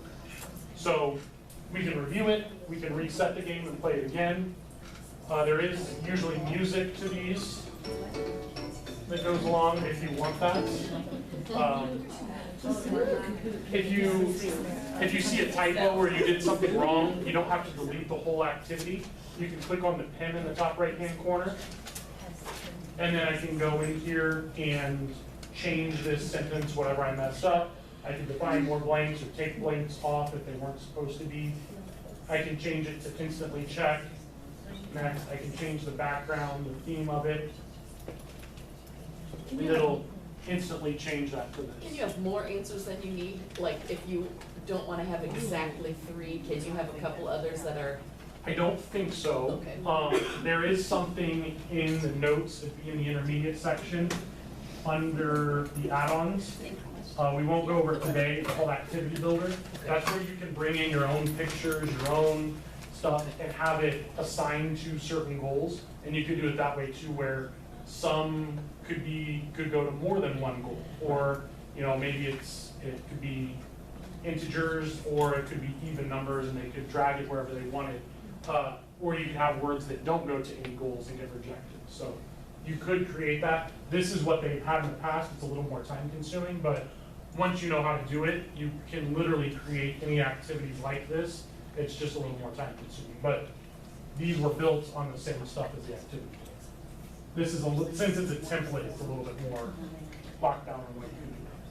So now this game's in here, there's music you can play. One thing that's also really neat about this is after I've created the activity, say we are going through, I'm teaching the class about whatever, we have some notes, and we get to this activity, I can have the students come up to the board and do this up front, but there's also this little red tablet button here, and if I click that, then this number, hellosmart.com, which we went to before, hellosmart.com, this is my number, the 132529. That's on my board at home, that's on my computer, that's on my cloud where I save all my stuff. This is my number that follows me everywhere I go. So I'm still connected to this because I guess I'm still signed in somewhere. But again, everybody in here could go to their phone or to their computer or tablet, whatever it is, go to hellosmart.com, type in my number, and then you would see Mr. Smith's class. And once I press start, you guys can play this activity at your desks. So rather than having one student come up in front of everybody and try it, you can send it to them at their desks and everybody can play this at once. Now, you can't get their scores, probably, right? You can't get scores on these activities. There's one specifically that's called Response, or Response 2, I think it is now. And that one you can actually send out a quiz style test. And you can, I'll show it, but you can track and see how well the class is doing while they're taking it. You can export the grades. It's just press start, they take it, press stop, and you get all the grades. So I know that takes away the fun of your grading and stuff, but you could use that to, especially if it's a quiz you take year after year, you're going to give it every year. It takes a little more time up front to make that quiz, but then it's just start, stop every year. So yeah, Aaron and Alyssa are signed in. If I press start, now you should see the science thing up here. You can do it on your own and play this activity. If I went to the next page and have another activity, it would start and press start. It'll start that activity for you. If I go on and it's just more note pages, then your page kind of freezes. You look up here, you're reading what I'm going over on here, and then when I get to the next page that has an activity, I press start and you guys can use it. I could press pause and it locks them out on their screen. I can click resume, and then whenever I need them to stop, I can press end, and it kicks them all out of that activity. So now I can move on. There's nothing on their computers they should be looking at. They should just be looking at my lesson up here. And when I get to the next activity, I press start, and it pops up on all their screens, and they're ready to go again. They just have to go to hellosmart.com under my number. Yeah? Do they see it like this, or is it like what you showed earlier? They will see it just like this window right here. So if I were to write on top of the screen, they wouldn't see that. They wouldn't see any of this stuff around the outside. They just see this window pop up. And the sound will be through their device. Like if I have the sound on. That's a good question. Yeah, because you would want them all to have headphones. They're doing that probably. Right. I don't. Try it. Yeah. Well, were people playing that, Aaron and Alyssa? Yes. If I press the volume. But you gotta hit start. Oh, yes. Thank you. I don't know if the sound goes with it through the devices because I don't have. they probably tested it and it was chaos with 20 kids all There's playing. no sound. Okay, which is probably a good thing. So now I can end that, it kicks them out, and then I can go on with my lesson. So that's just one activity. Again, I gave several different ways that it could be used with math problems or prefixes, suffixes, foreign languages, and stuff like that. And I'll go over the rest of those activities of what they do and how they can be used. Yeah. Now, this may be a minor question, but are we as teachers able to see, like, their progress immediately up there on the board? Or is it just through here, that way we can kind of monitor that they're not off doing something else? I mean, is that? Oh, yeah, Is there a you way would not be able to monitor it up here from the board. You would need to see what they're doing. I know there's some apps that people have where you can see what the students are doing on their devices. What I found though is teachers don't use those a lot unless they're sitting at their desk and the students are doing something. This activity isn't really something where I'd be sitting at my desk, and it's more of an instructional thing up front. So I would have to still be, getting out and looking, okay, is everybody in the right thing, and pulling it up on the screen or pulling it up on my computer. So there are softwares that do that, but it's more like they're supposed to be writing a paper and I'm at my desk doing stuff, and are they what they're doing what they're doing. So this one you can't tell if they're in the web page or not. I mean, you can see their names up here on it, but you can tell if they're logged in, but you can't tell if they actually have the web page up and are doing the activity they're supposed to do. So I'm going to add another page, the green plus button down here or up here I can click. And just going into the activities button again, so I showed you what the fill in the blanks looks like. There's a flip out chart here, or flip out activity. The first one you can't put pictures on. Most of the rest of them you can put a picture on here. So right now they have nouns and verbs. You can do nouns, verbs, adjectives. You could have a picture of a leader in World War I or World War II, or a picture of a molecule and the atomic weight on the back, or if you keep running into the board, it'll be like that. I talked to Ronald.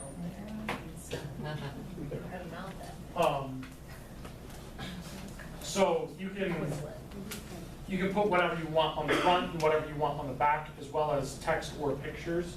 So you could do these different ways, like pi on the front, the symbol for pi, and then 3.14 on the back, or whatever you wanted.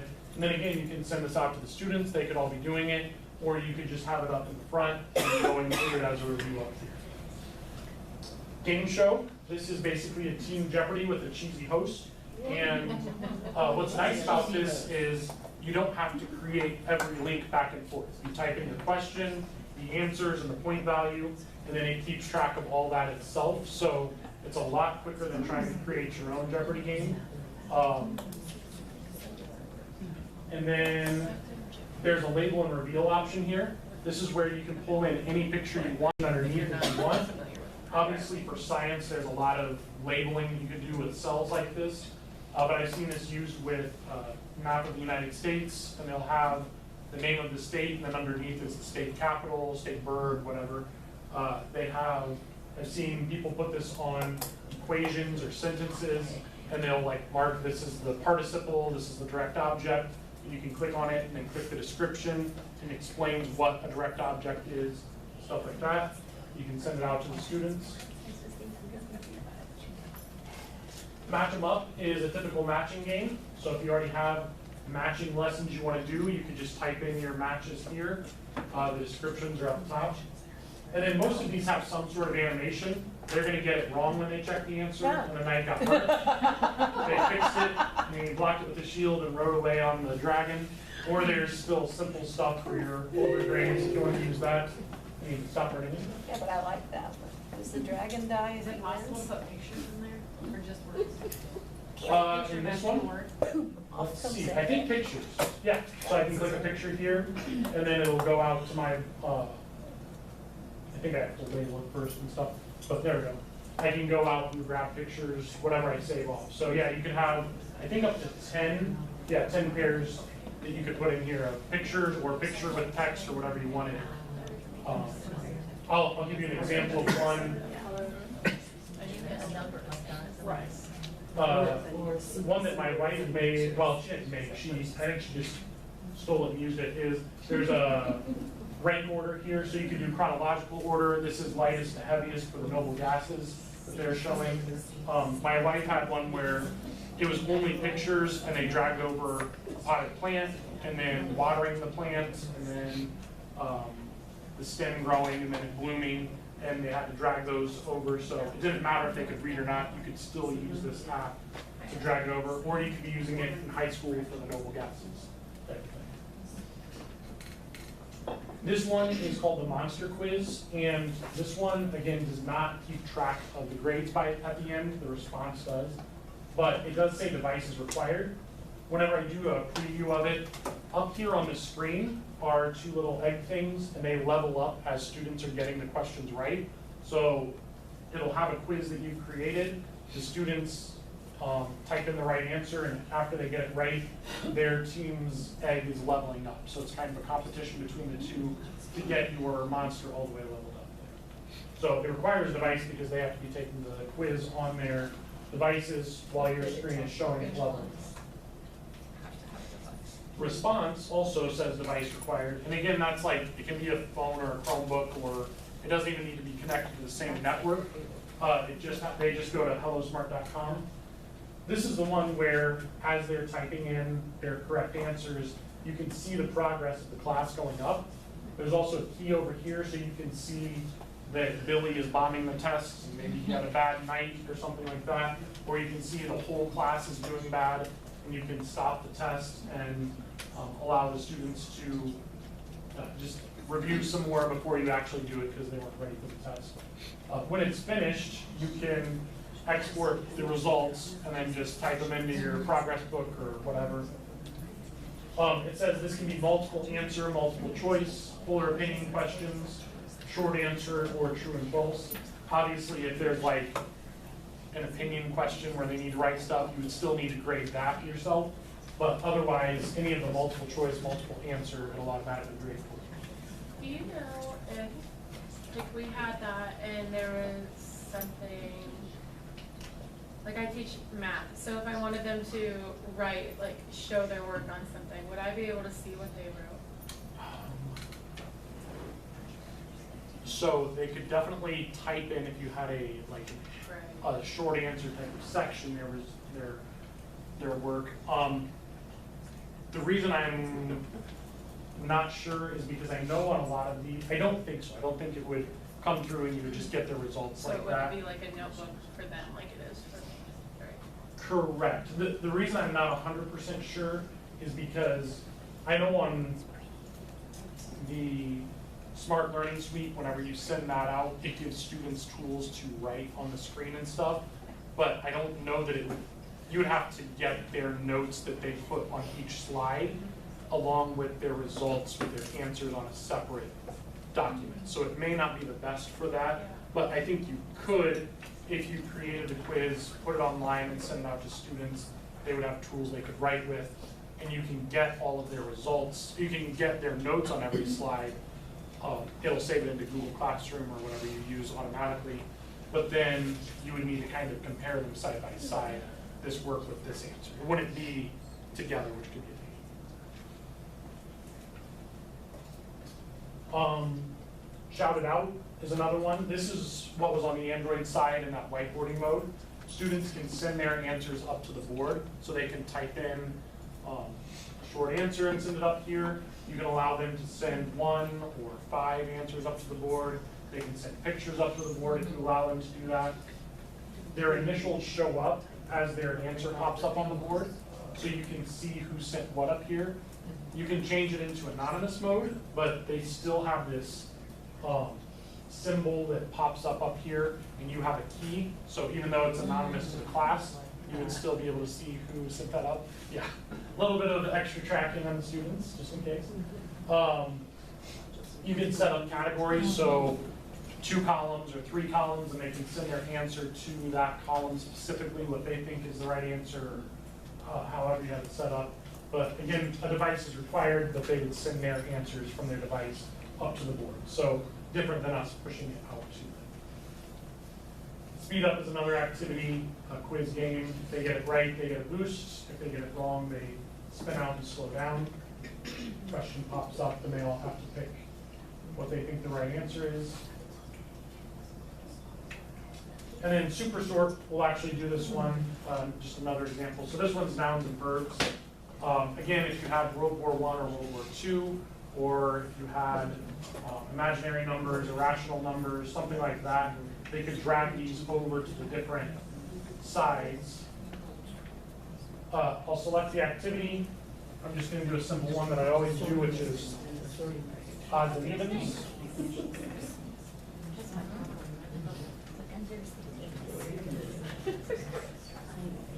I could have added pictures in here if I wanted. You can save these lists.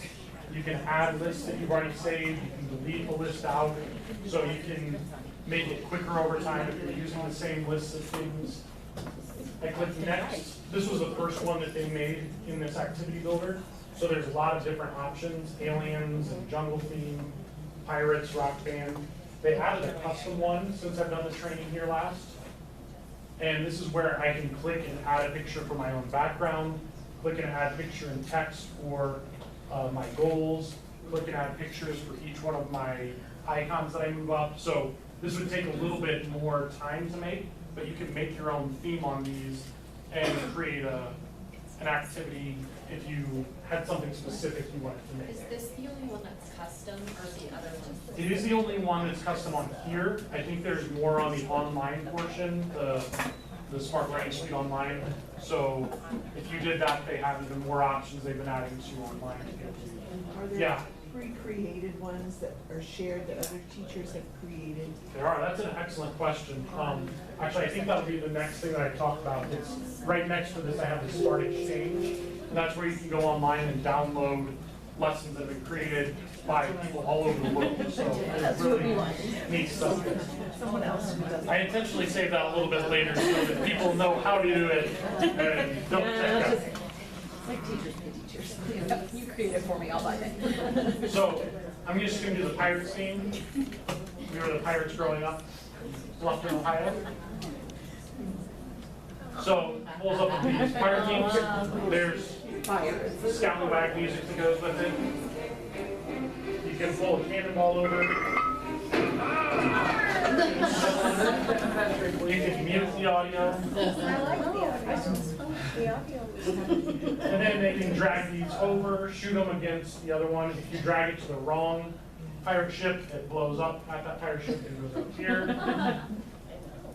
And when you're finished, whichever one they messed up on will kind of blow up and go away because I messed up on that side. Then I can go in and reset this game, replay it. If I needed to reset the game, if I needed to edit it, I can go in and edit that. I can change whatever I want. Again, I can add them on multiple pages. When you reset it, did it put the numbers in a different spot, or are they in the same spot? I'm not sure. 10, 2, 1, 8. Yeah, they're random. Okay. This Yeah. is still part of Super Sort? Yeah, this is super short, that one activity. Again, if I wanted to send this out, Aaron and Alyssa are still signed in. I'm still signed in my pocket. I press start. They're able to play this activity right now on their device. That's good for, heaven forbid, we get locked down again. We have to social distance. But it's good for this. And what's really nice is this isn't tied to the network here. So if we were locked down at home again or something like that, you could be on a Zoom call and literally send these activities to their computers or phones or whatever, and they could be playing these at their house. So it's not something they have to be here locally for. I can press pause and see the people go, oh, and press pause. So again, that's just one app inside of Notebook, and I spent too much time on it probably. But that's just one of these apps. There's a lot more I want to get to. I'm going to skip Notebook Maestro. It actually was announced that it's discontinued because the Smart Online kind of took over from it. Save search content, just similar to how on the whiteboarding mode, we were able to go into Bing images and Bing video searches, which is basically YouTube. They have the same thing here. If I click on the puzzle piece and go to video search or image web search, I can go in and find a picture that I want. So again, if I type in dog up here, search, it's doing a Bing search for images, and I can scroll through and pull out the pictures that I want. I can go to clip art and find different pictures. Usually I try to find Odie, he's usually up here, but not now. So I can find here we go, 4th of July. I can find a picture of a dog, pull it out here. Oh, I clicked on one too. I think you can just click on it if you want, and I think it pulled it out, or maybe not, I'm not sure. But there's pictures of anything related to it. Hot dogs, anything that you search for. We'll delete some of these dogs. Delete. Delete.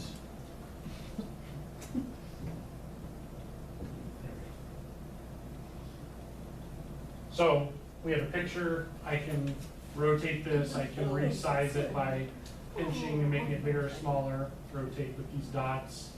Resize with that dot.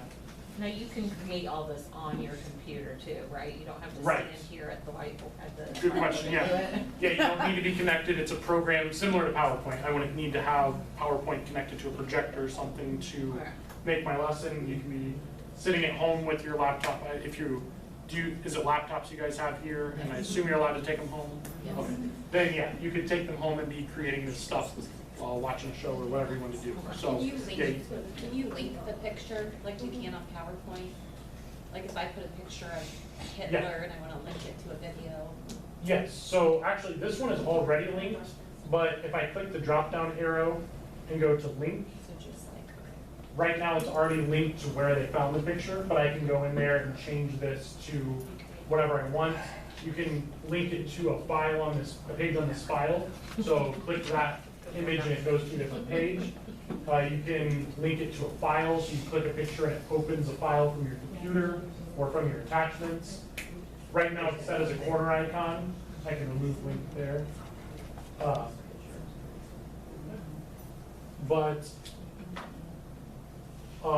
I can also, under link, set it as the object that we click rather than that just little corner icon.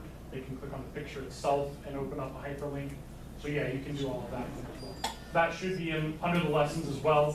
That one I think is under the advanced just because it's more something we don't get to. So I think all the instructions on that will be under the advanced lessons. So image search right there. If I click this 4 square, so I'm still in the puzzle piece, it takes me back to the main page. There's a video search, and it's the same thing. I can search using Bing search, which should be educational appropriate videos only. And then whenever I search for them, so again I can click dog or whatever. I shouldn't need to worry about Snoop Dogg or something like that popping up here. And then you can preview the video here. I can click it and add the video to my page. What's really nice about this is not only is it safe search content. Oh, the one that I clicked on. If you guys are in the back, you can't see what it says. Yeah. The first video is how to express your dog's evil clear. Oh. I guess it's educational stuff.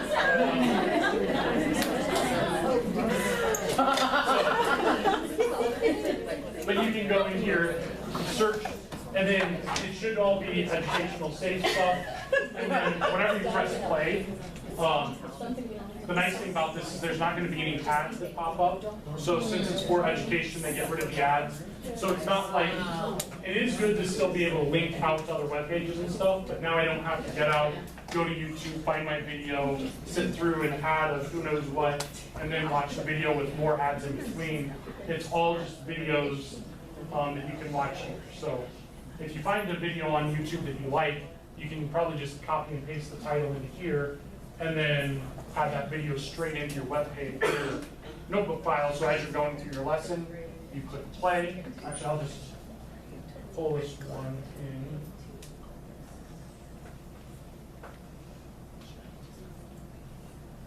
So I can click on this and press play. Oh my gosh. I can make it bigger if I wanted to full screen. Good, nice job.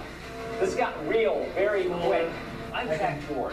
I train I can dogs. pause it. I can draw over top of the video. So if I click a pen, I can draw over top of the video. So I can actually be interacting on it still. And then I go to my next page and go on with my lesson. I don't have to get out and move around as much. Go ahead and delete that.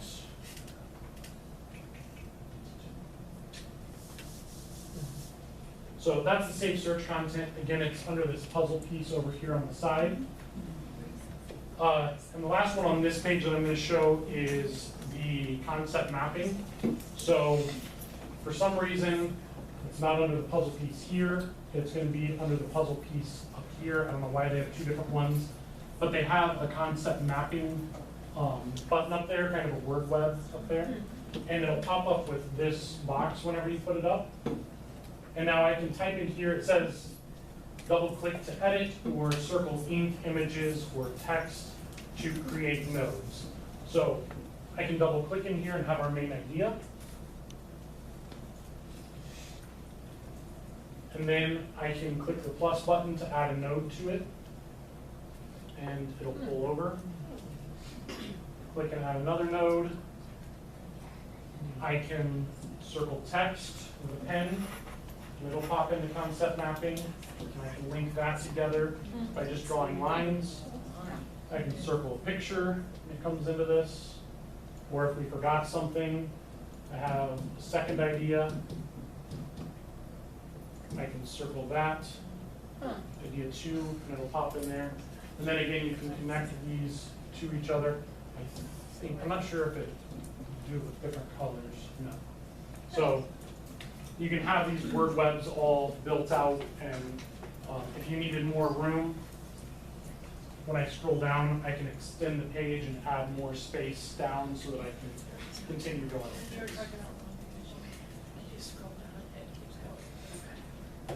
So that is some of the new add-on features here. Any questions over anything? The Safe Search content, the concept mapping, or the Smart Lab? I just had a question about the difference between the online and this, that's gonna be the software, like. The online is, so yeah, for those of you that are wanting to stay for the online afterward, that's where you can save your notebook files, PowerPoints, PDFs in the cloud. It's actually a Google Docs app that Smart worked with Google on. So it's just another app, I guess, online. But it's its own web page where you go in and you can share out your entire notebook lesson. So the way we've been able to just share out the activities that we've created, you can send your whole notebook file out to students, and they can either go through at teacher pace where you're clicking and they're following along with you and whatever you write on the screen appears, or you can go student mode where they have their own annotation tools and text. They can be writing on the page, going through at their own pace. And those activities we created, they can play those activities when they get to those pages just the same as when you send them out to them. So like, write stuff in, this just stays on your computer and the other one's hosted in the cloud, is that the only basic? I mean, yeah, it would be better to make it on your computer for sure. So the online one has like some extra options for things, but it's it doesn't have all of the tools this program does. It's a web page. So this would be the best by far. Now, if you're not looking to get this involved in creating a whole bunch of stuff, you can still create lab activities and stuff on that one. But if you're wanting to, I guess it would just be a comfort level of how much you want to do. If it's going to be pretty simple what you're making, online would be fine.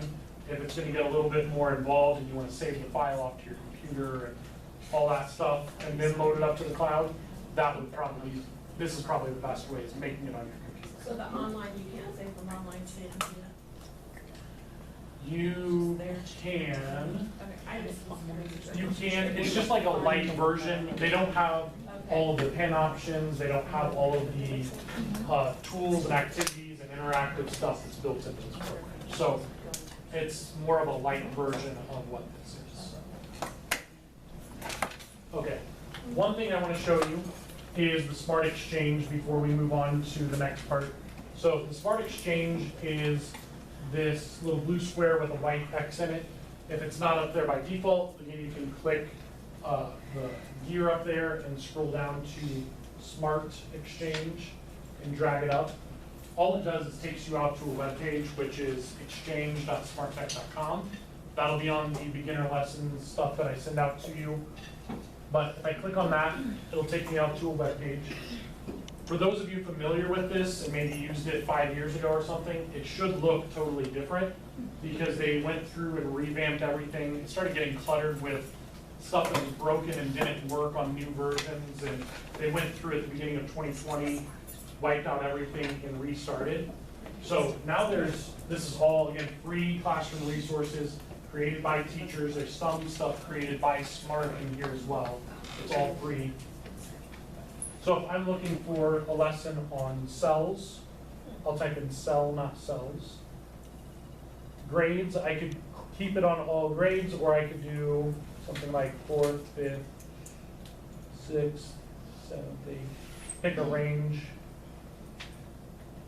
Subjects, obviously this would be more on science.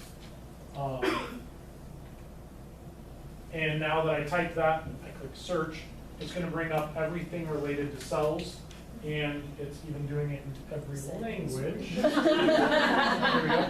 Location, United States. Now update it for me. Yeah. So you want to make sure you do it in the United States because they literally have a bunch of countries that you pull up.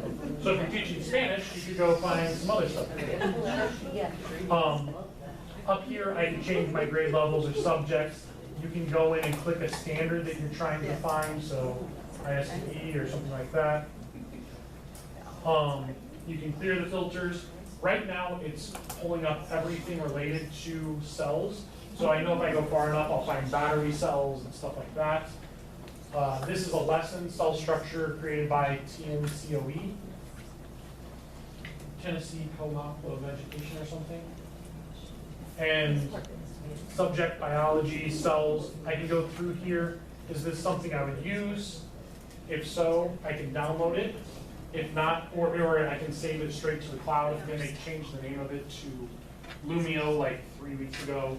So I need to get used to that. So the online Smart Suite is Lumio. You can save it straight to the cloud or download it and save it to your computer.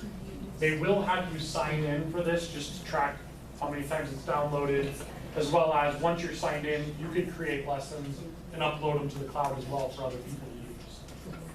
So if I like this lesson, I click download. I can change any of the text. I can delete stuff out. There are times I've downloaded files just to save a picture out of it. So I'll download it, copy the picture out, delete the rest of it. If it's something I like, I can use it. If not, I don't need to. Looks like there's an activity right here that they created kind of an old school way. There's a label and reveal for cells here. So this is just the activity.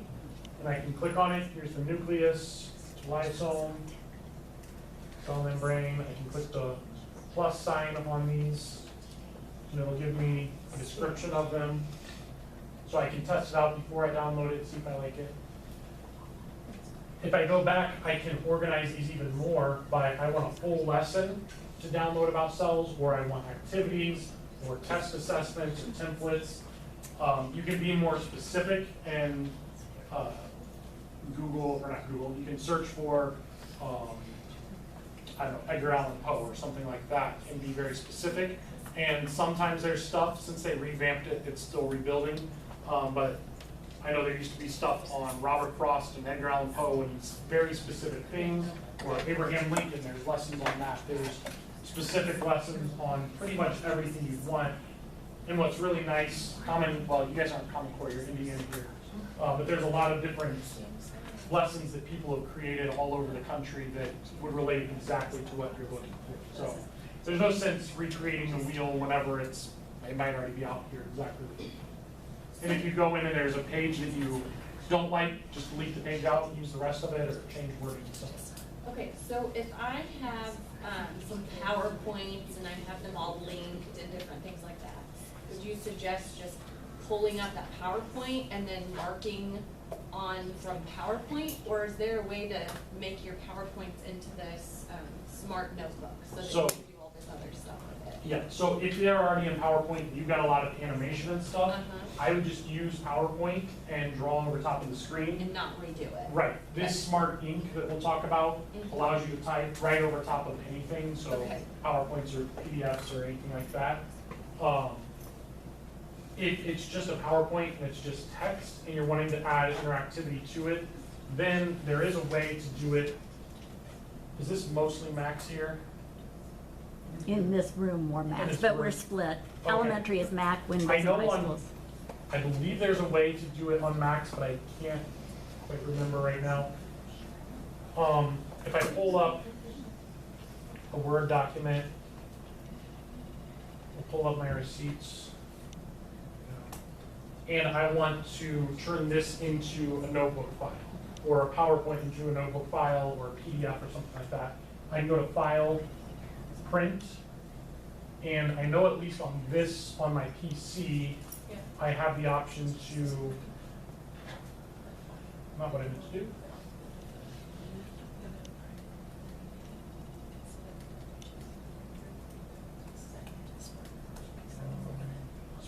Send to Smart Notebook.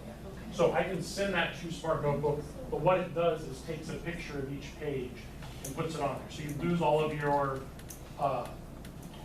abilities to, links and your animations and stuff like that will all kind of be gone. So if it's a PowerPoint and all it is just PowerPoints with pictures and words on it, transferring it over wouldn't change anything. If it's a PowerPoint that has links and animations and stuff like that, I would just stay in PowerPoint and right over top of the document. So okay, and we went through print to do that? Yeah, File, Print, Smart Notebook document, or send to Smart Notebook. Now, on Macs, it might be different, and I'm not exactly sure. I don't think this is great. Okay. There's other ways in notebooks to add things like insert a picture or insert, you can insert a picture from Scanner and stuff like that, but it's not as clean to do that. So if I'm in a Word document or a PowerPoint, I should be able to write on the screen over top of it, just like before. The problem is in Notebook, it'll stick to the page. In these, it just floats on top of it. So it's not going to move along with what you're doing. That being said, and it's not gonna work for me, if you have Adobe PDF, I believe it does stick to the page, but it's just piggybacking on Adobe Writer. A lot of people told me they don't like it though, because it's clunky, and that's just because of how Adobe has their stuff. So, any more questions? Does the Smart Ink work with the document camera? So if I have something on the document, can I? Or It does not, no. Well, so Smart Ink is these where I can write over top of anything. And let me explain. So right now I can write over top of a document or anything I want, but this software is built into my computer. Okay, So it's loaded on my computer. Right. When we're on the document camera side, so say I didn't have it, the document camera's off right now, that's where the freeze screen button, you press freeze and then start writing on the screen, and that's where. So if I freeze it on my. Correct. If you press the freeze button, then you can start writing on top of anything. You can have a DVD player up here, doesn't matter what's up on the screen. Then you write, and that's where you can press X and save this to your files underneath it. So you can, and it's still called Smart Ink, but it's different than just writing. You do that. No, you could still under it. There we go. They need a symbol to stick around, or maybe I missed something. So there's some more stuff that we probably just won't get to. Things like math items, and I'm willing to stick around for anybody that wants specific questions afterwards. Feel free to do that. Math, there's a lot of stuff like GeoGebra that you can click on and insert a widget. Are you still under lab doing all of this? So this is under this puzzle piece on the side, and there's just a bunch of icons over here. So again, I know I'm throwing a lot at you. I just want you to be able to see things you're able to do. So this is just giving you different ideas for different subjects. It gets very specific. So like for high school math, we could come in here with a pen and write in 2x squared minus 3x plus 1. Pull that over. It'll drop it for me. Or I can change it to this. The rest of us are like, no, but you're like, whoa. I didn't know it would fit in. And there's all sorts of stuff in here with perpendicular lines and parallel lines and best fit lines, and you can go in here and graph from a spreadsheet or a 3D object, probability calculators. You can change the graph and add lines or color graphs, So I know this is very specific to high school, but then there's other things like 3D objects of dissected fish and a text pen that turns your text into, or turns your ink into text, and there's something specific for every grade level. So I got 2 questions, yeah. Okay, so, you know, you just totally blew my mind when it's like, just did the answer for them. Is there a way to show the work that went into that, like to break it down as to why it looks like that graph when you put in the equation? I don't know, and the reason is because this is just, I don't know enough about the math and these apps. 'Cause, I mean, we can literally get in and do like trigonometry and calculus, absolute value, and all the Greek lettering, sine, cosine, tangent. So I'm not sure everything the app is able to do. Showing, because I feel like this graph is the solution. It's showing in red here, this is the solution. Correct. I mean, I can just see kids going, oh, that's the answer, and I'll just copy it down without even knowing how it was broken down. Right. Yeah, I mean, the teacher would still need to teach, and I would expect them to still, like, on the whiteboard or something, show them. But this is good to show them, you know, if you graph something and they say, no, my answer's right, you could just type this in and show them, here's a proof for that, or give them concepts. But yeah, they still would need to teach that portion of how it's developed. But this is an easy way to graph it quickly for them. Hey, you said spreadsheet. Can you use like Google Sheets or I don't you have think to so. use that spreadsheet? Yeah, this app, it's like a widget built into the notebook file, but you can go into spreadsheets and type in your X and Y and graph off of that. But the kids would have access to that too, correct? They wouldn't, I know GeoGebra is also, has its own webpage, so they could be doing that with their devices at their desk, but I don't know, I don't think it would interact like from their computer to here or something like that. Yeah, that's kind of what I was asking. Like GeoGebra, you have an account, usually if you're a teacher, and you can make an applet or something. Would I have access to like the materials that I make through their widget on Smart Notebook? Like would my GeoGebra files still show up? Because then, yes, you would be able to send it to your. So I would think so, but I don't know enough about it. This is like a huge program in itself into as just one feature in here. So I think so, sign in, share, options, stuff like that, but you would need to play around with it, and I guess just, and that's the thing with any of the things I've talked about. If you play around with it, you dig in and try and use it, you're not going to break anything. Worst comes to worst, we can uninstall, reinstall. But a lot of these things, like, say you mess up your toolbar up here, there's a restore default toolbar, restore default tool properties. We can get stuff back. It's more important that you play around with stuff and try it out and see what works best for your classroom. So this was just an example. There's other examples like for science, if I want 3D objects, I could go to Trimble 3D Warehouse, and there's hundreds of thousands of objects I could download and then insert a 3D object after I save them in my computer. They have some examples in here of that dissected fish or human ear, a volcano erupting, stuff like that. That would be where you would go to Trimble 3D Warehouse and download their files, but there's 3D objects that you can move around and use, so. There's basically something for every grade level, every subject to be specific to it.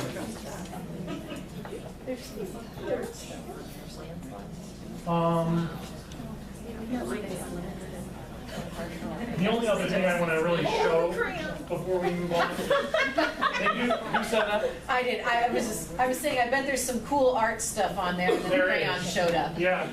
So there's the regular pen, but then there's a calligraphy pen where it smooths out your handwriting.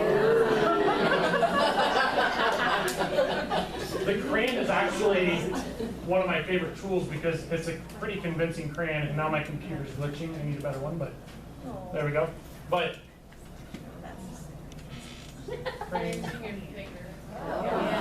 so it's actually a pretty convincing crayon where you can color in pictures.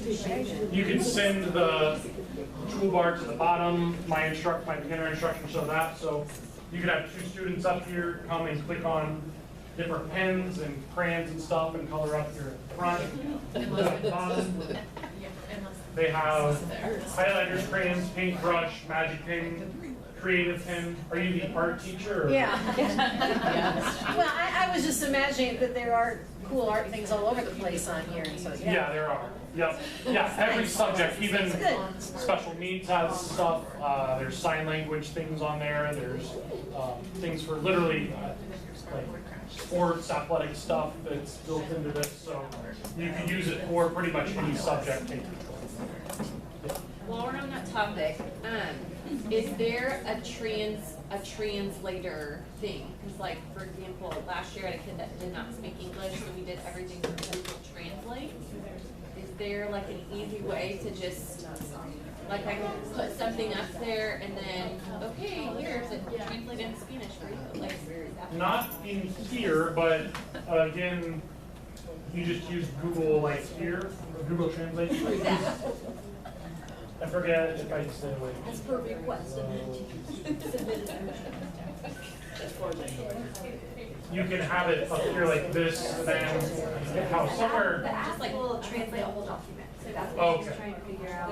Oh, so you would just do it through that? Right, you could You wouldn't use. need to do it through the smart. You wouldn't have to have it. Yeah, that's the thing. You don't have to have a smart notebook. Okay. That's more for the interactivity and presentation and stuff. Yeah, anything on your computer. I'm sure there are apps for it, like Google Translate or a lot of other things that you can You use would it just for. do it, this would be the easier way. Yeah, yeah. If I was teaching, I would not exclusively be in Smart Notebook. I'd be using a host of other tools, but Smart Notebook is an excellent tool to use that you guys have access to. The only other one that I wanted to show you was the text pen. Let me move this back up and add a page.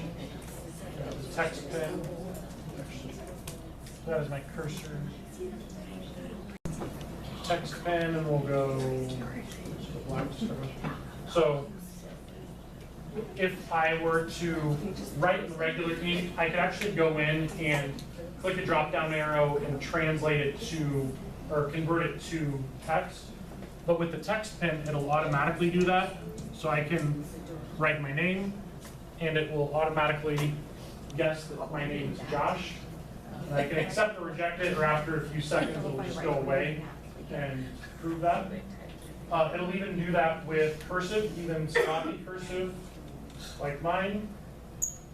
Should be able to tell that.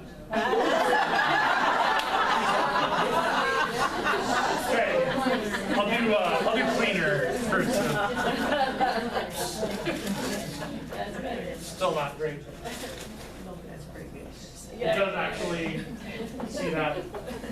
We're teaching our kids cursive right now, so I'm kind of rushing up. But it converts it to text, and that's neat. It's a little bit gimmicky. But what's neat about this is I can also also go in and change the text color, and whenever I write, it'll be in that color. But it'll accept gestures as well. So there's, I think, 4 different gestures. If I cross something out, it'll delete it for me. If I circle something, it'll pop up and ask me what I want to change it to. So I'll change it to OSH. So I can change. So I can circle something, change it to OSH, Josh, and then it'll add that text back in there. I can do a vertical line and it separates it, and a horizontal line deletes it. I can add a caret, so I can add a caret in there and add letters in between, Jayosha, or I can circle it, change it back, however I want. So if you, and this isn't something that you have to write with ink in order to be able to change the ink. You can type out a sentence, and then students could go in with a different color ink, change things around, and show all of their changes up here.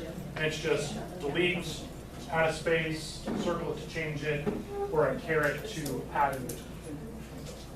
So there's a lot more that we won't get to. I feel like I've given you guys a lot already. I want to make sure I save time for questions.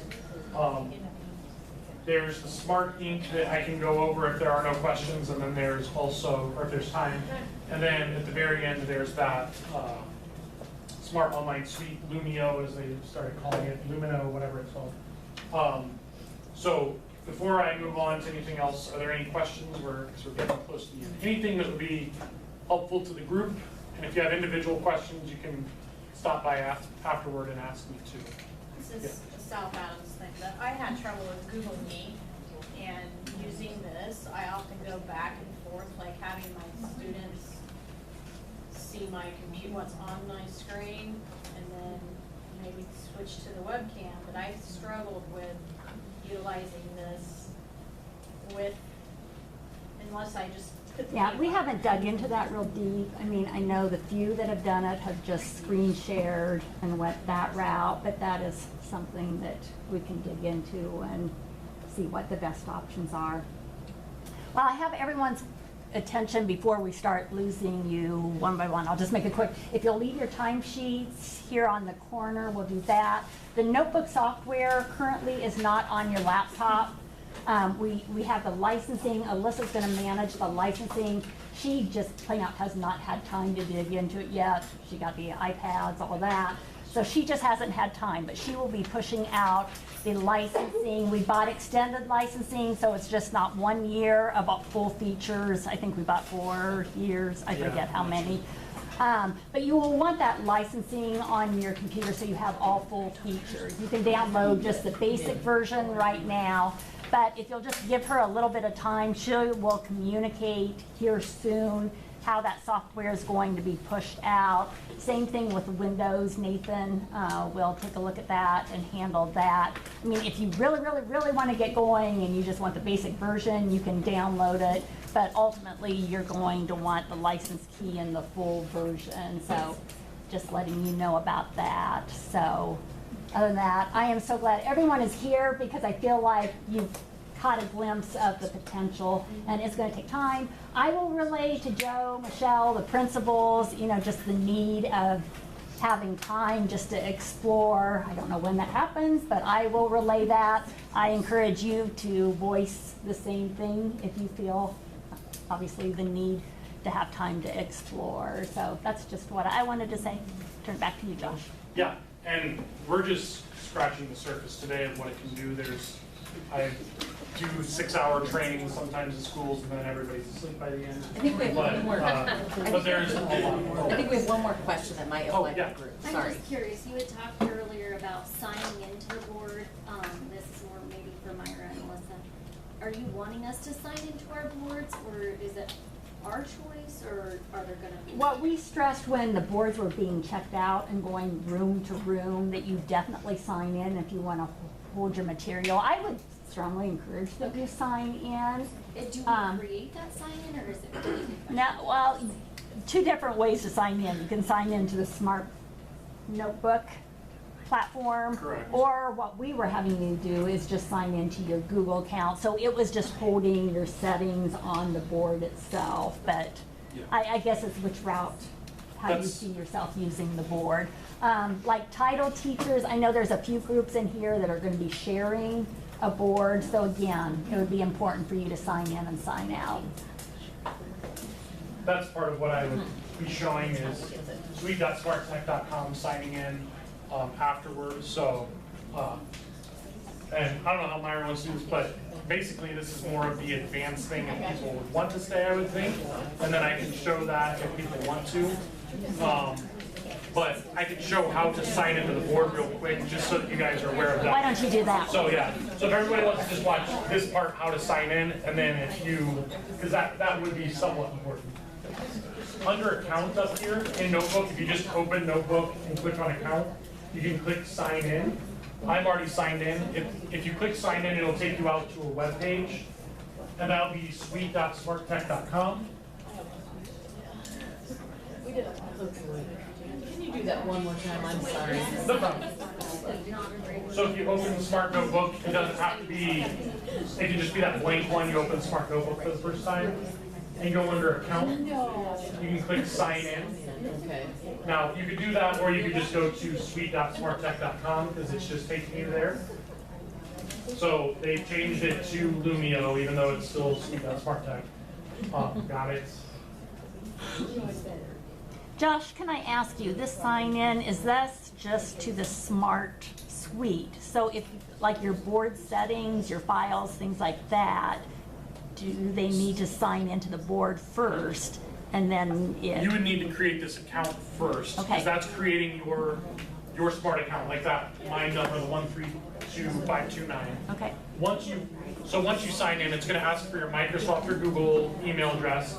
You just create an account using that, and then you'll be able to start adding content on Here's that. the webpage again. Yeah, it's suite, SUITE, smarttech.com. And then will that sync your stuff from that onto your board then when you want to use it? So it will, yeah, so that creates this account, and then when I'm on my Android processor side, if I press the home button, and I click on this little person up here, it'll say sign in, and then I can sign in with that same account I made. And then it merges it. This will be your cloud account, that'll be your cloud account. A very good benefit of this, even if you're not looking to use the online side, is if I don't sign in here and I just use the guest side and I start signing into my Google Classroom and I have files on here I want to save and a bunch of different stuff, anybody can come in and access this. All they have to do is turn the TV on, and if you say have the app for Google Classroom over here, and you're signed into your Google Classroom, a student, a custodian, anybody could walk in, turn the TV on, and get into that. Josh, If you're signed in, one question though, with signing in, and Alyssa just brought this, with her managing licensing, do you know, is it okay for them to go ahead and create their accounts, and will she be sending out license keys, or will she be creating their accounts for them? So if that's yeah, the she case- might create the accounts for them. Okay, so if you will, until we get this clear, so we don't have to wipe anything out or mess it out, if you'll just hold off just a little bit, Alyssa's gonna be working next week. It sounds like she might be creating the accounts for you, and she will send that information. So if you can just hold off just a little bit. So the benefit of that though is when you're signed in, you can access your stuff, then you can log out at the end of the day and nobody can access your stuff. They can still go into the guest side and do whatever they want, but they can't be accessing your files. The only way to get rid of that otherwise would be to, at the end of the day, click clean up, and it cleans up the guest side, which will like log you out of everything, close all your recent files, get you completely wiped, but then every time you want back into something, you'd have to re-sign in. Whereas if you signed in up there, it would keep all of your files open and signed in, then you just log out and log back in and it's ready to go. If any of you have individual questions, feel free to ask me. Otherwise, if you want to see the Smart Online Suite, it'll probably take 10 to 15 minutes and then we'll be done.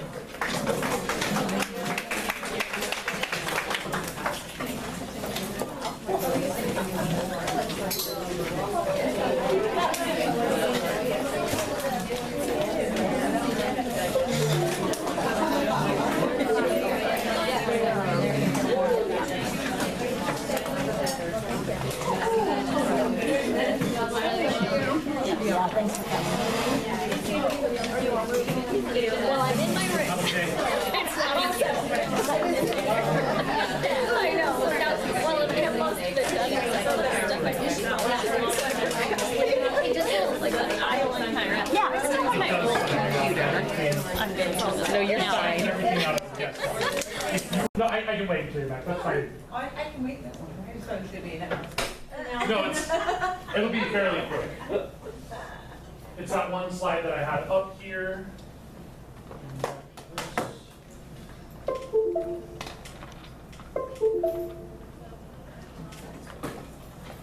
So, apparently, it sounds like you're gonna get this set up already for you, the suite.smarttech.com accounts.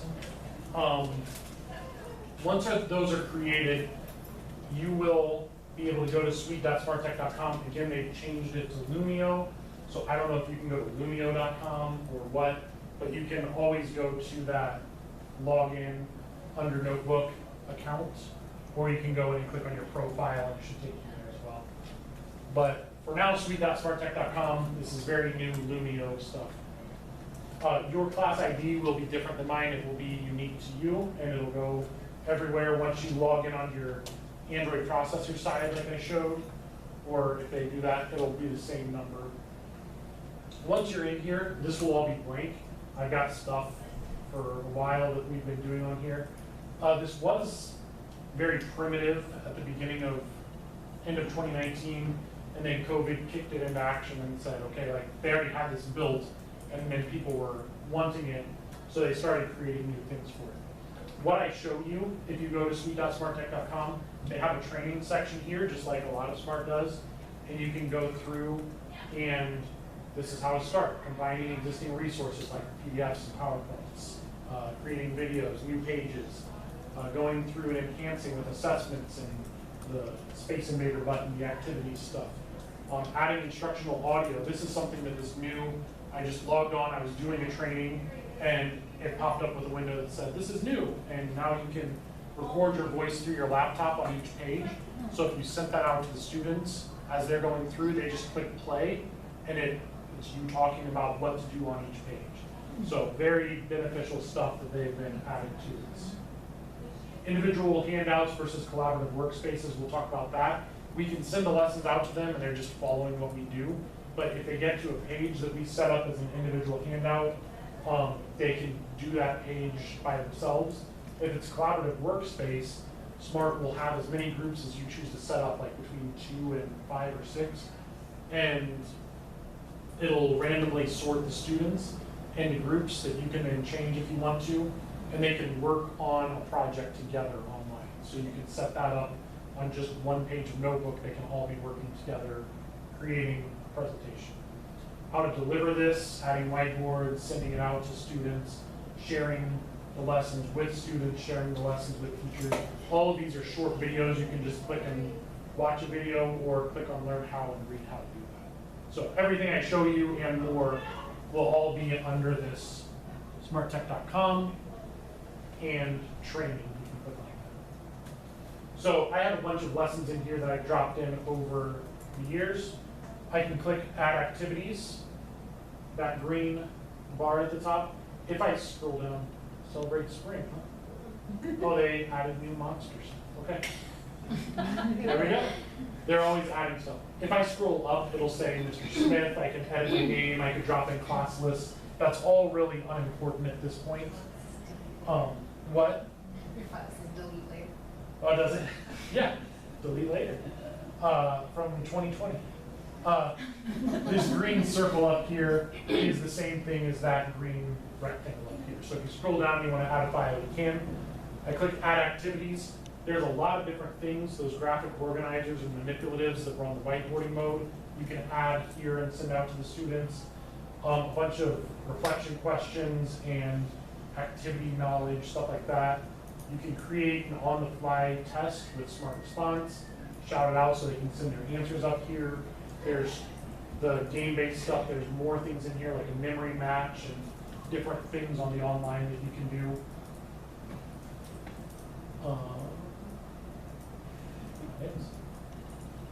But where I want to focus, and you can add a YouTube video or just a blank page, where I want to focus is you can import a resource that's already created.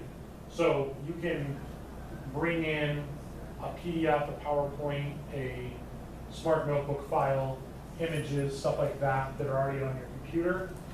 I'm going to find some.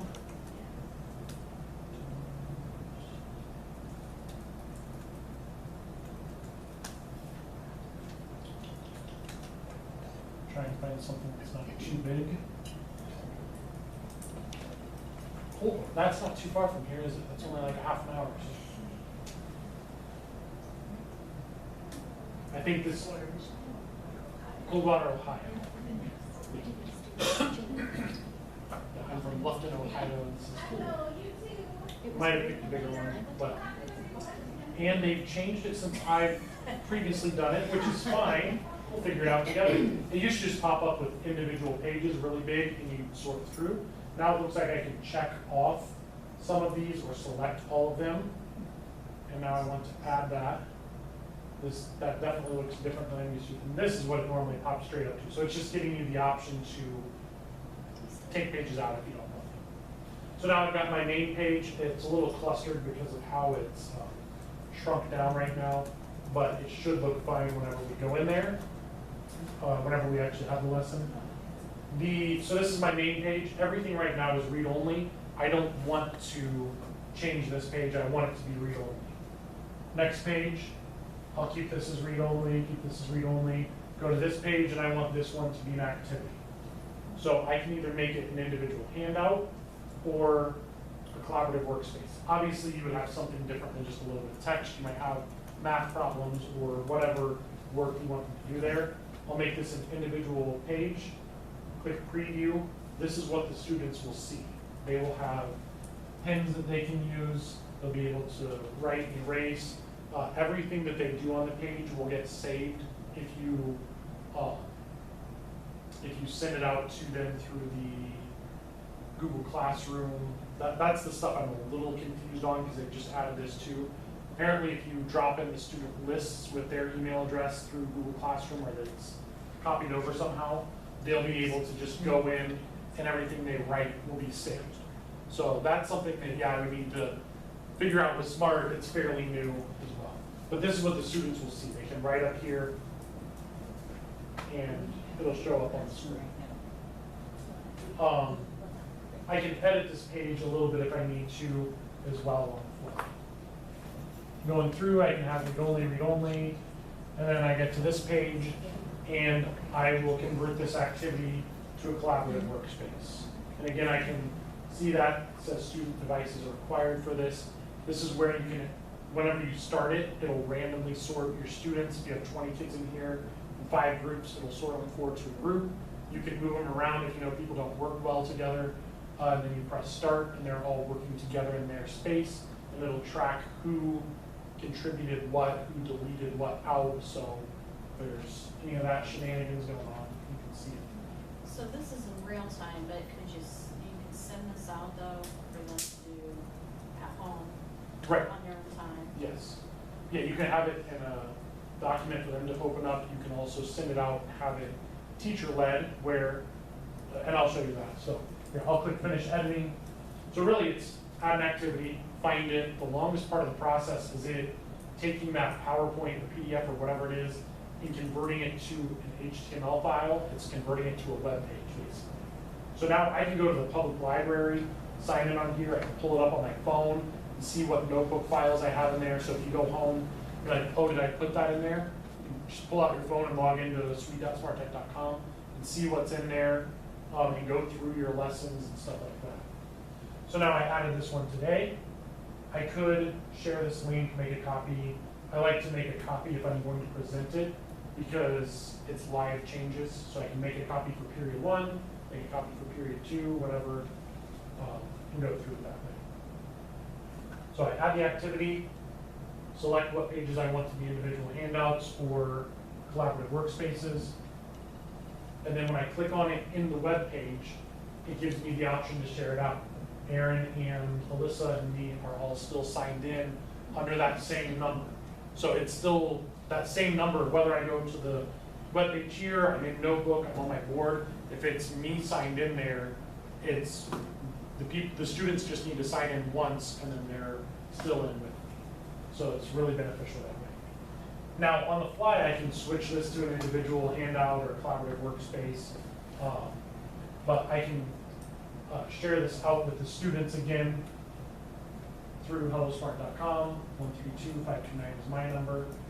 And then as I'm going through this, they are forced along with me through these pages if I want. And then we get to page 4. I can have the students start doing this activity. I can see under student progress how each one of them is doing. So unlike those activities, I can actually see what the students are doing. I can click on them and go into their handout and stuff, see what they've been doing. Where do you go to see what they're doing? So I think I just click on it. Yeah, and she's drawn on the page and you can see what's going on. So whenever they're signed in and doing this, you can do it. This is something new apparently. Model the activity. You can use your own version of the activity to model it to your students. So I can click teacher handout and it'll show that. Erin has hers. I can see she's working on her page and it should load. It might be dependent to is Erin on her phone or her phone or tablet. So there we go. Do you think when so like, if she's writing on it, does it not want to pull it up? Or would it? I'm not sure. At It's, that moment? just as she Oh, erased yeah. there, it was pretty instant. I think it was just taking a second because she had just connected to it. I was happy to. So yeah, a little bit of lag, but you should be able to see the student progress as they're going. Check back in and see what Alyssa's doing. She's got a picture of a cat on there.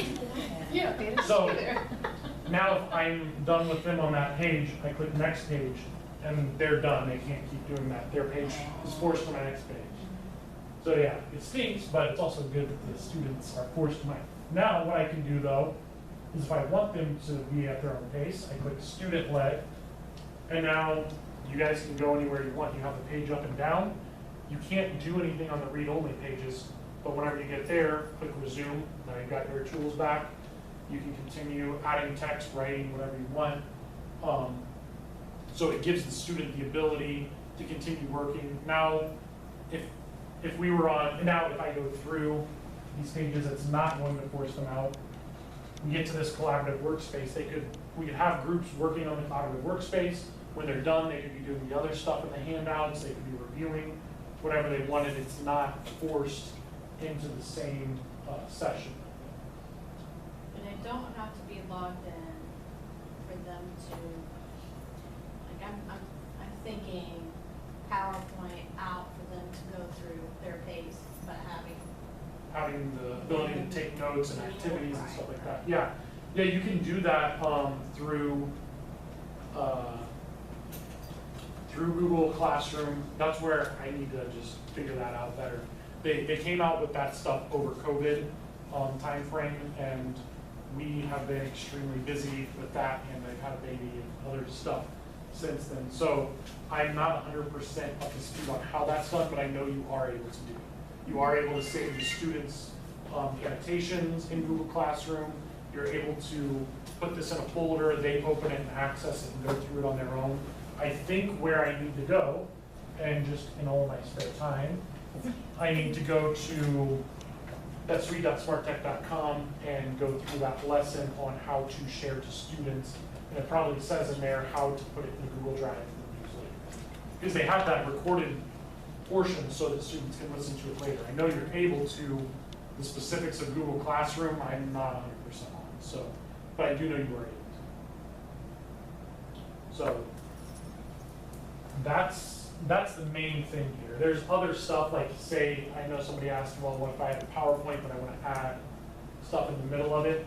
You can bring your PowerPoint in here and then click add and put in a whiteboard mode, or add and put a shout out activity in the middle of it, or be doing your whiteboarding mode here and go back and have an activity that you start, or have notebook open at the same time with activities that go along with your PowerPoint that you've sent out to the students. And there's a lot of different ways to do it. Because all I would need to do right now is, for all those people logged in, if I go over here, go to an activity, and press start, it forces them, now they're doing this activity. So I could have PowerPoint open and this on Lumio, or I could have PowerPoint casting them on Lumio, and this open, and just click start, and it forces their stuff to change to my activity. So, Okay, what if you have, so you have two different classes. So is this set up where you have, like, log that classroom out? I feel like you mentioned it. that was where I was saying, like, so if I'm teaching the same class, period 1 and period 2 is the same material, but I'm teaching it again, that's where here, I go back.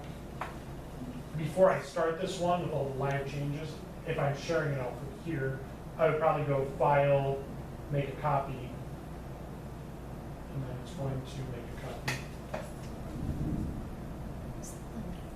Yeah, I didn't realize. I'm just thinking though, but I have a specific ID. Will there be, could I maybe have 5 IDs where kids? Well, you'll be sharing that just one specific presentation, I think is where so the kids will not have access to the previous ones. Is that the direction you're going, or? Well, it's probably, yeah, I mean, I guess I'm confusing myself a little bit here too. So if I get on to figure out how to Google share, like I lead a class going through PowerPoint, and you need to have them answer things at the end of the night. So that would be on Google Drive or Google Drive, somehow, some other way, so they wouldn't need this live. You wouldn't necessarily need this live, no. Okay. This gives you the ability to do it live, but I do know you're able to use the same tools afterward too, not live. So they could still access these files, use the tools. They could even use the collaborate feature, okay, call their partner they're working with, and we're going to work on this at 7 o'clock tonight, both log on and use it.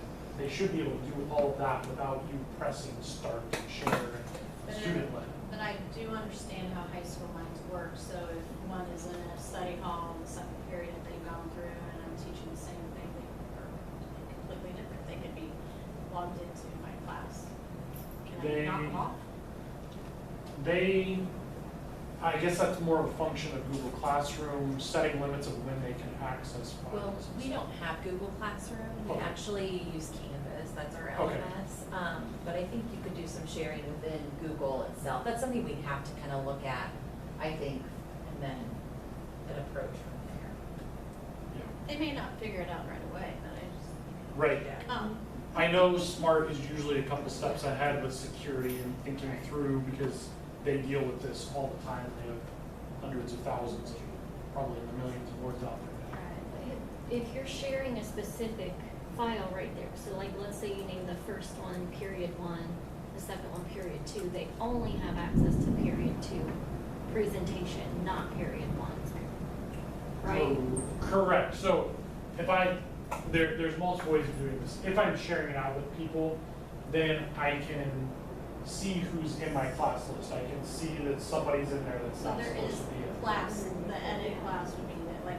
Right. Initially, I can do it that way, just as a guess. Gotcha. Or I can get more complex, edit class. Okay. You can put in class IDs. You can make it very complex, and then you know exactly who's in there. They're not allowed in unless you've started that class. Right now, everything I've shown so far is basically just guest list stuff where anybody who's there, they would need to know that you're sharing it out at that point though too. So they would need to know you're sharing it out and remember your classroom ID, or you just click on it if you're in there.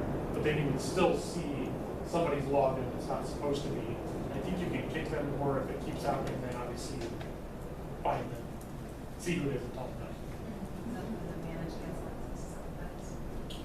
Probably, so yeah, whether or not they're able to have guests come into your classroom or not. So you can set up your class for first period, and then guests would not be able to come in. If you click that. So there are security things. There's a lot on here it's turning into its own software almost, the online portion. So there's a lot to it, but yeah, that is a good question. Just a little bit extra work setting up a class if that becomes a problem. So, that's pretty much it, is log in, which it sounds like they're going to work on, and then once you're here, add activities and see if